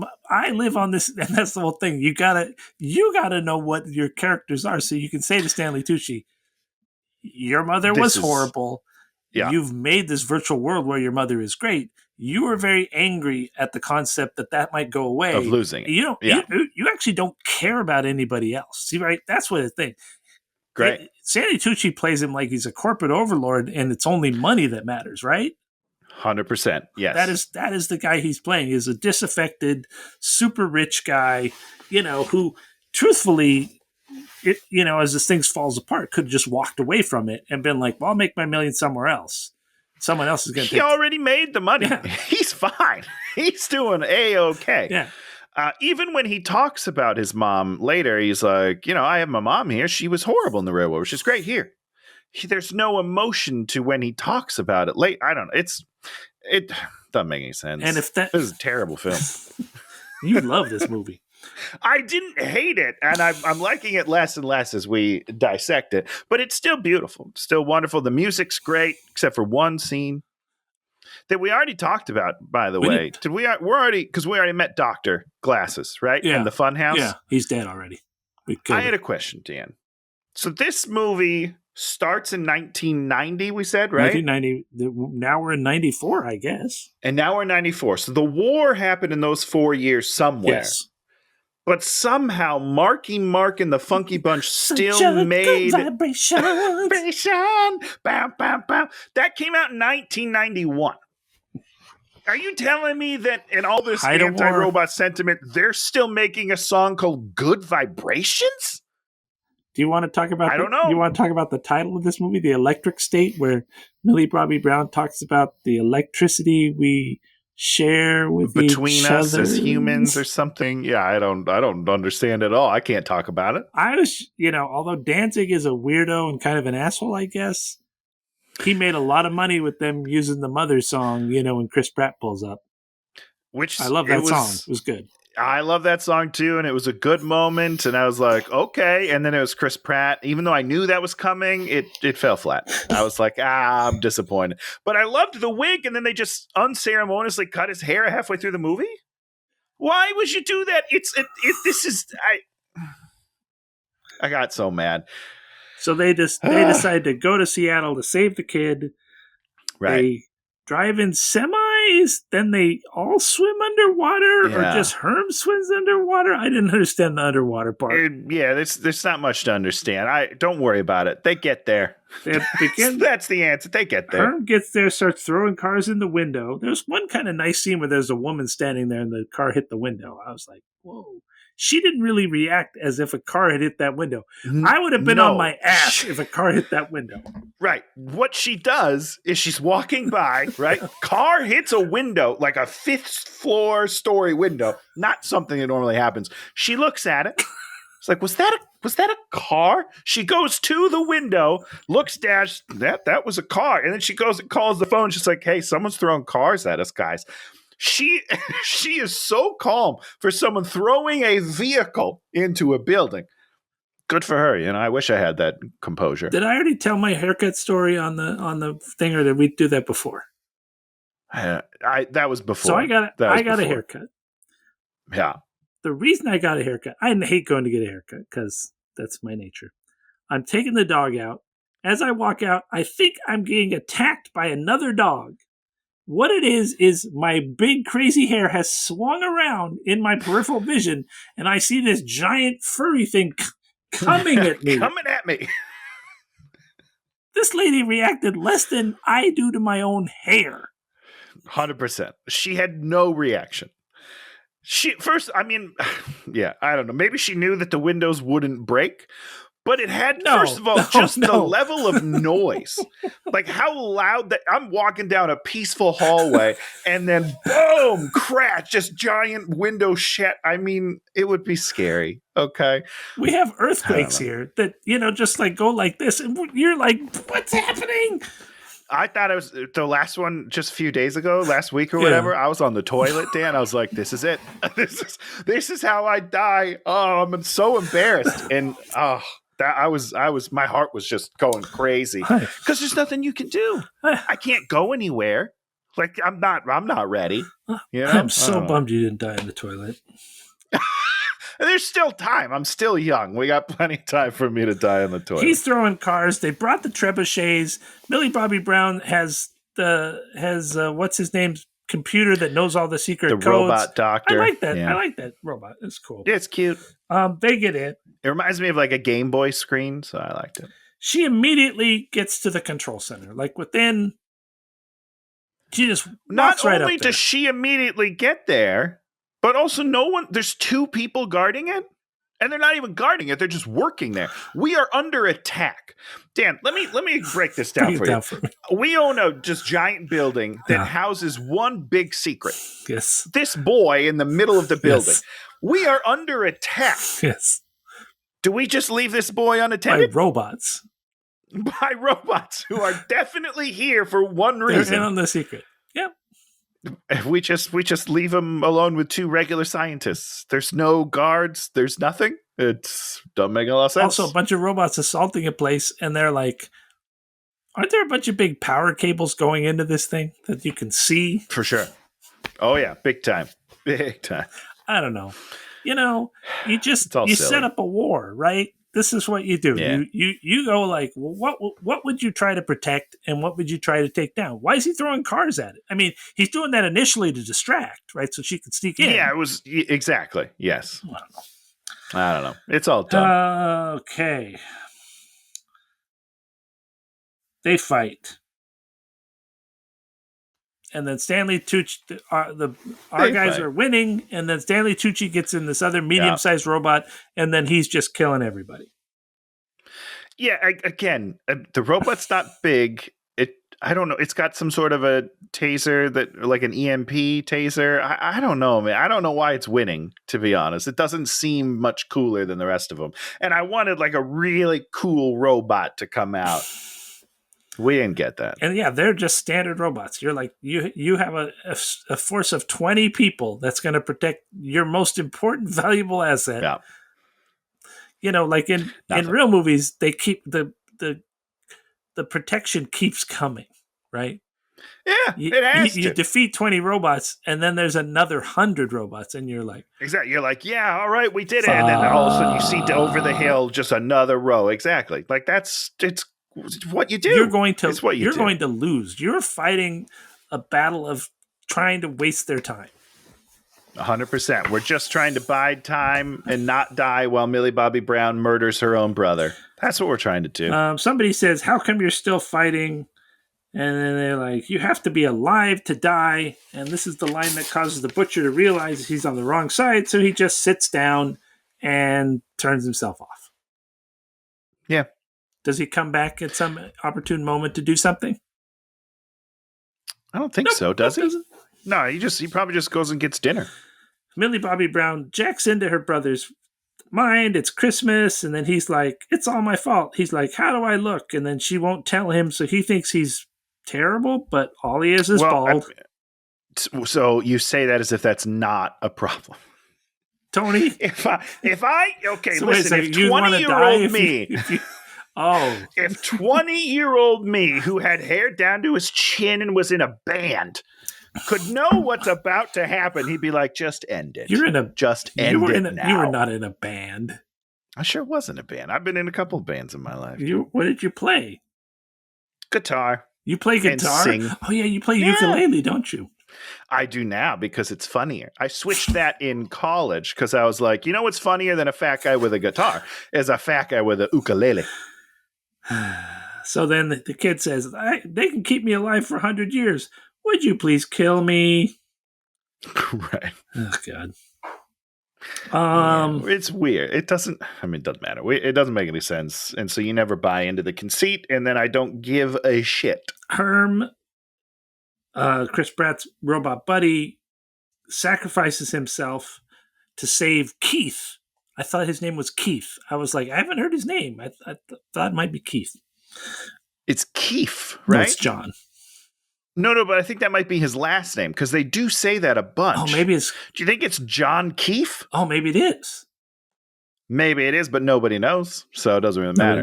Do you think it says on Google now? Oh, no, I mean, yeah, if you go to Wikipedia, it says his whole name. It's because he's like Sergeant John something. But I was like, I guess his name's John. I don't know. I mean, we solved the problem. I have no idea. Mr. Peanut does something. They tore off Mr. Peanut's hat at one point. I don't know. Yeah, Giancarlo tore it off. Yeah. And then he was like, go tell everyone that it's your fault. It was a weird moment. I don't know. Mr. Peanut just picked up his hat and took it with him, right? Yeah, and there's a good moment where, because now he's hatless, he's like, I better go get my hat, which would have been funnier if they did it right, but I do like that moment. There it is. Time is running out, and then Millie Bobby Brown Michelle says, there's always a choice. Like you can always, there's always a different way to go. And this is the point at which she, through the course of what she has done, has come up with a different plan. The alternate plan. Or counter pitch. She murders She pushes the 3 buttons and kills him. She pushes 3 buttons in sequence and kills her brother. I mean, I'll go either way. And the brother's like, well, you go do something special. I've already done this. There it is. Yeah. It's weird. Is this a pro-assisted suicide movie? Did the assisted suicide movement pay them to get this in there? 100%. Yeah. You better believe it. But they were like, make it really easy. Just 3 buttons. 3 buttons. Blip, blip, blip. All the bad bots fall over. Tony, talk to me about killing everybody that's turning off all the VR and all the robots and everyone doing their jobs as robots. What effect would that have? Well, the world would crumble. Just everyone, because no one, they say like they're in the dark or something. Like I think they shut down just the general society as well as this tiny little battle. What happens on the airplanes that are being flown by a robot? They probably just land. You know, I don't know a lot about planes, but from what I understand, they pretty much fly themselves and all the now. So they'd be air fine. traffic controllers, because you don't want to go to work. And no air traffic controller is going to want to ever go to work. Yeah, well, you're right about that. No, I mean, it's weird, right? So, like, you're on the freeway. Society would collapse. All these trucks, all these semis on the freeway being driven by robot trucks. Now, what a cool scene that would have been if it just like world destruction all of a sudden, and then they were like, "Uh-oh, what did we do?" Resuscitate him. In one of my favorite shows ever, what's it called? Station 11. Magnum PI. Station 11. They have the terrible virus, which basically kills 90 whatever % of the population within 24 hours, right? That's a really high percent. Yes. I mean, the population of the whole planet is pretty much wiped out.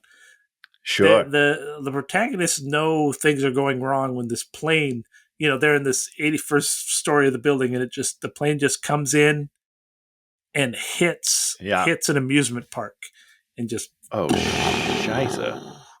And you're all like, shit just got real, right? That's bad. When there's everybody that can fly the plane is dead. Yeah. This thing is just like his name. What? His name is John D. Keats. Keats. So that's his last name. So his name is Keats. Yeah. So we don't no repercussions from this happening. None. No, which is bizarre again, because then they're like, "Hey, by the way, don't hate robots anymore. All hold good. On. We're not there yet. None of you can." But no, what I'm saying is, it doesn't make any sense because they just they crippled society, absolutely crippled it, and now the robots are going to take over. Let's just be clear. All right. That's what people would think, right? Yeah. They're like, "Oh, they just crippled society. Robots are coming at us again. Yep, here we go. Back to war. Any robots that were left. Like, what other rational decision could you make if everything you knew just shut down? Yep. It doesn't make any sense. All those textbooks they threw away. Better go get them. We don't know how to do anything. Okay, we won. It doesn't make any sense. So Chris Pratt jumps up and down. We won, but Herm is dying. He's dying, and then why are you talking about this scene? Because you love this scene so much. I'm confused, and I want you to explain it to me, Dan, because he's like, "I love you. You're my friend," which is all good. But then he says, "In fact, I think I might like you more than a friend." What does that mean? See, what it has to be is he knows that because it sounds like he's testing him. That's the bit, right? Which I thought was going to happen. You shouldn't have gone to the sex thing because that's too far, right? He has to apologize for every. The sex thing was just weird. I don't even know. Somebody was like, let's try this, and then they were like, well, let's just leave that in. Yeah, no one's gonna like our movie, and we may as well leave this weird shit in. What it should have been. This one's for us, guys. This one's for us. It should have been. He expresses too much, and then the little dude's like. The head pops up. He's like, "What are you saying?" Yeah. He's like, "What? You love me? What do you mean you love me?" He has to immediately go on the attack, but he doesn't go on the attack. He kind of plays that, and then he's like, "I kind of heard something." You're like, "No, it's right." Like, what did you say? Did you say you wanted to fuck me? Wait, let's talk about that. Are you in love? See, that's the bit, right? There's the bit. He's like, "Man, you're my best friend. Man, you're so special to me." He's like, well, "Are you in love with me? Do you want to lay down with me?" I'm not in love. How weird is that? Are you okay? Great. Make a weird, but they don't make a joke out of it. No. And that's what makes it weird. Herm he's Tiny Herm, and he does make a dick joke about Chris Pratt having a small dick. Yes. Yeah. Somebody's like, "I haven't seen your 8-inch thing, but I think I'm over exaggerating or something." I don't know. It's pretty funny, but also weird because we just talked about him wanting to have sex with the robot, and now the robot's like, I don't need your tiny little peepee. You zonked out for a second there, but you're back. So You're lucky. so that's the end of the movie, sort of. I mean, the end of that. No, the end of the movie is Millie Bobby Brown. Hold on. Sorry, go. So then we start off with the news, and the news is all like, this happened, and now people love robots. The one guy that we had in the news before that's like, I hate robots, is now like, I love robots now. Yeah. Well, because they were like, Skate was doing illegal experiments on one child, and all these humans are like, well, now he's way worse than robots. One child? Which is ridiculous, because in a war, you probably lost tons of children to the robots. So if he was farming children, if there were hundreds of brains of children lined up, right? Yeah, just because maybe the pre-developed brain is the only one that works, so he had to farm children, and he had hundreds and hundreds of dead children. You're like, great, okay, I get it. He's a bad guy. He did it to one kid. We would put up with that 100%. Right? Like, as humans, we're not great people, and we would be like, one child and I get all my cool shit. I don't know. Kind of like my cool shit. I want those shoes. We're wearing sweaters that are made by children in third world countries, right? Like, we don't care. We don't care. This movie doesn't make sense. Then Millie Bobby Brown makes a video, which I guess goes out to the world somehow. How? Yeah. Who's broadcasting this shit? I don't think they can broadcast from the EX zone or whatever it's called. Like, that shouldn't be allowed. Otherwise, robots would be doing it all the time. And she tells her thing. My name is Michelle Green. The world is different and new. VR is not real life. Go out, live a life, lay in the grass, drink from the hose. I've saved you all. Which isn't even what this movie was about. It is now. Like, her whole final speech is like, get out from your screens and go, enjoy each other's company. Nobody cares. Nobody cares. You didn't do that. You were a loner. It's just weird. Well, you're going to hang out with a bunch of stupid robots. Yeah, amen to that. I don't know. Oh boy, what a mess. What a mess. But also, like, if she crippled society, Dan, would we still have a broadcast channel? Like, is TV still happening? Because you think humans are running the TV? I don't think they're running it anymore. I don't know. Anyhow. I don't know. This movie doesn't make a lot of sense. If we ever meet the whatchamacallit brothers that did this, we will ask them all these topical questions about their movie. Sure, yeah. Explain to me what you were thinking. Oh, you wanted to explain to me. On your Netflix platform, you wanted to explain to all of us that we should no longer go in for the dopamine necessities of that kind of screen culture. Yeah. Which, if that's the movie you wanted to make, you should have made that. You should have made that movie, but you didn't. It's a good movie. It's a movie. Well, what was that one? It could be good, could be bad. I don't know, but it's better than this. Remember when I made us do that special episode about that stupid documentary about the guy that was trying to solve all the things? Yeah, I do. The Social Dilemma. I think that's what it's called. It was the same kind of guy with these bullshit things where he's like, I'm going to solve all your problems about screens by putting a screen in front of your face. More screens to get rid of screens. What are you talking about, guy? Get out of here. And then Chris the Brothers robot's on the trash heap and he wakes up and crawls out of there because he's not dead. Yeah. Well, then there was a deer drinking water out of a hood of a car. I don't know. I think they just did it because they wanted the reflection of the head in the water, so it's not. People are like, "Oh, was that it?" But it was it. Like, it's not confusing. It's not. You're not obscuring it. I don't know. Boy, now good stuff. There's a question, Tony. Would you rather live as a robot that can only talk in catchphrases and can't do anything, or die? I would. Well, first of all, I basically talk in catchphrases. I'm quoting movies all the time, so I think I would fit right into that. But I wouldn't love having that big head like that. If we could get me a different robot body, I think I would be much more obliged. But either way, I'm staying alive. I mean, I'm not choosing to die. I know. I understand why they made the robots look like this is because an illustrator wants to draw robots that they think are cool looking, et cetera, et cetera, et cetera. Yeah. But Nobody would build a robot that looks like that. No, it's dumb. It's Very dumb. It's a dumb looking bot. All right. Okay, Tony. Now is the point at which we talk about something we like this year. Yes. You go first. This year? Or Okay, this week. so we talked a little bit, and this is not something that I like. This is something I thought we were very excited for. Love Hurts. He's great. We love him. The action's cool. The first act is great. We really liked it, and then it gets super weird. And it becomes like a really bad movie. What? We could have done it for this, but I don't want to be mean to him because I love him. What is the movie? Love Hurts? I don't know if I've heard of this.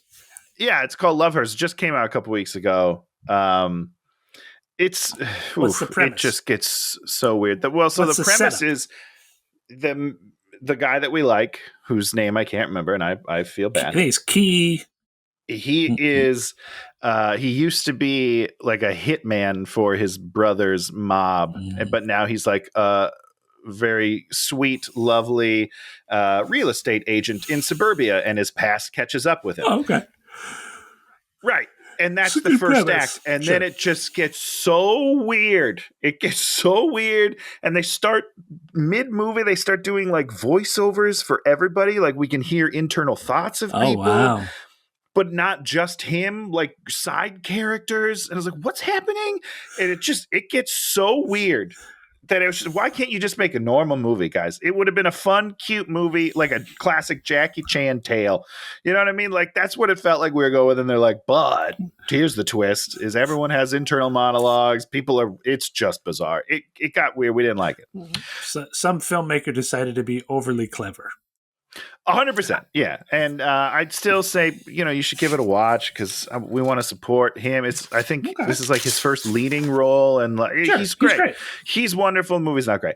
Anyhow, so what I want to talk about just real quickly is you made us get Netflix for the week to do this movie. And so we went back and watched Love is Blind, Minneapolis, our hometown, represent. And it was ridiculous. But what we found in just, Googling things about the show, because we love to get into it, is this gentleman on YouTube. His channel is called Psychology in Seattle. And he is a psychologist, practicing sort of, but mostly now does videos online where he breaks down reality television. Coming from a psychologist's point of view. Now, he doesn't diagnose people, but he's like, these are some things that they could be thinking because these people are wild. He looks at the pathology of the people on these shows. Oh, dear. And we are now obsessed. It is so interesting to hear the things he has to say. So it's Psychology in Seattle. It's wonderful. A wonderful compliment to your reality television. It's been very fun. We watched Heretic. Oh, that's someone famous? Is it Notting Hill? Is it Hugh Grant? Hugh Grant. Yeah, God, I love that guy. Wow. Is it good? I'd heard good things and I loved it. Yeah. I loved it. Once again, you get into the end of the second act, third act, things, get stretchy a bit, Oh, of course. But he's good, right? It's just, I'm really excited. It's so funny. The guys that wrote it are the guys that did the Adam Driver fights dinosaurs in future Earth or past Earth. Oh, 65. They wrote that, and they wrote a bunch of other things. That movie's bad. A few other things that were just terrible, but this movie, really well written, in my opinion. I really enjoyed it.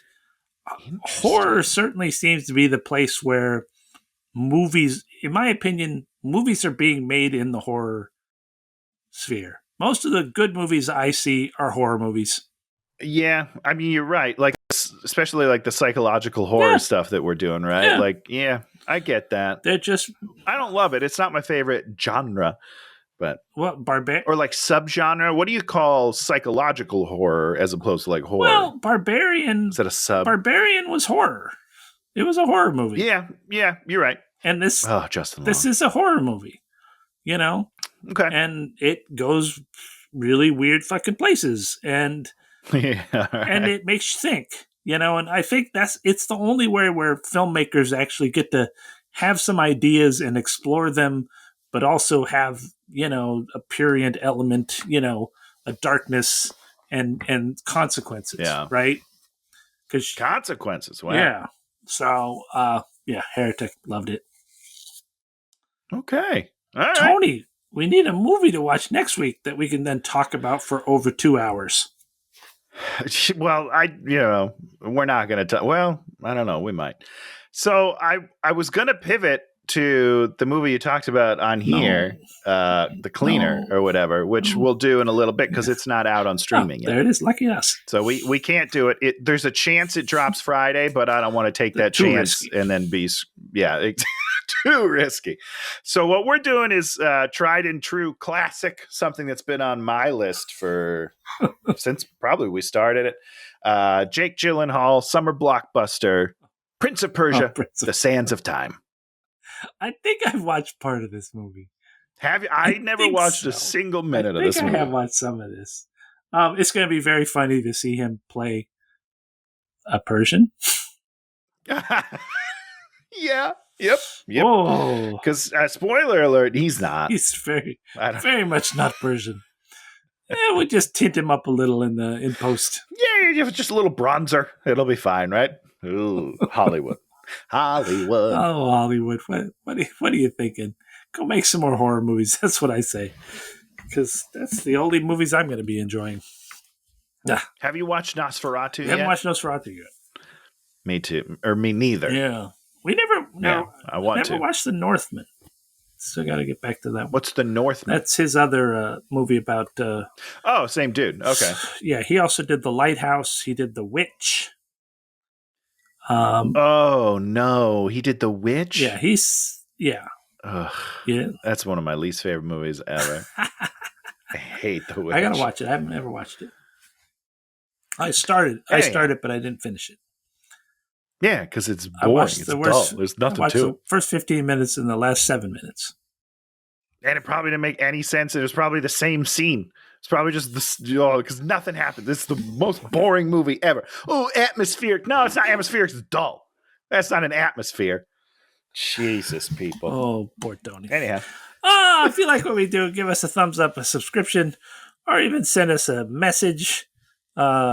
Please don't send us the crypto scam messages. We don't like those. Unless, if it's not a scam, send it. Okay, because I'm looking to get into crypto, but I'm not looking to get scammed. Some good, useful crypto information. We'll take that. And we'll be back next week talking about whatever movie Tony just said. I don't. Prince of Persia, Sands of Time. I think I have that one. Let me see. It's got to be on my list here too. Let me see. It's definitely on your list. Funky Monkey. Do you have Funky Monkey on your list? I've never even heard of this movie. I updated my list and I wrote down Funky Monkey. I'm assuming it's a movie. I have no proof of that, but I'm pretty sure. How do I not have Prince of Persia on this list? That is unbelievable. That's bad list. Okay, then. Prince of Persia next week. We'll see you then. Goodbye, everybody. Hey, watch it!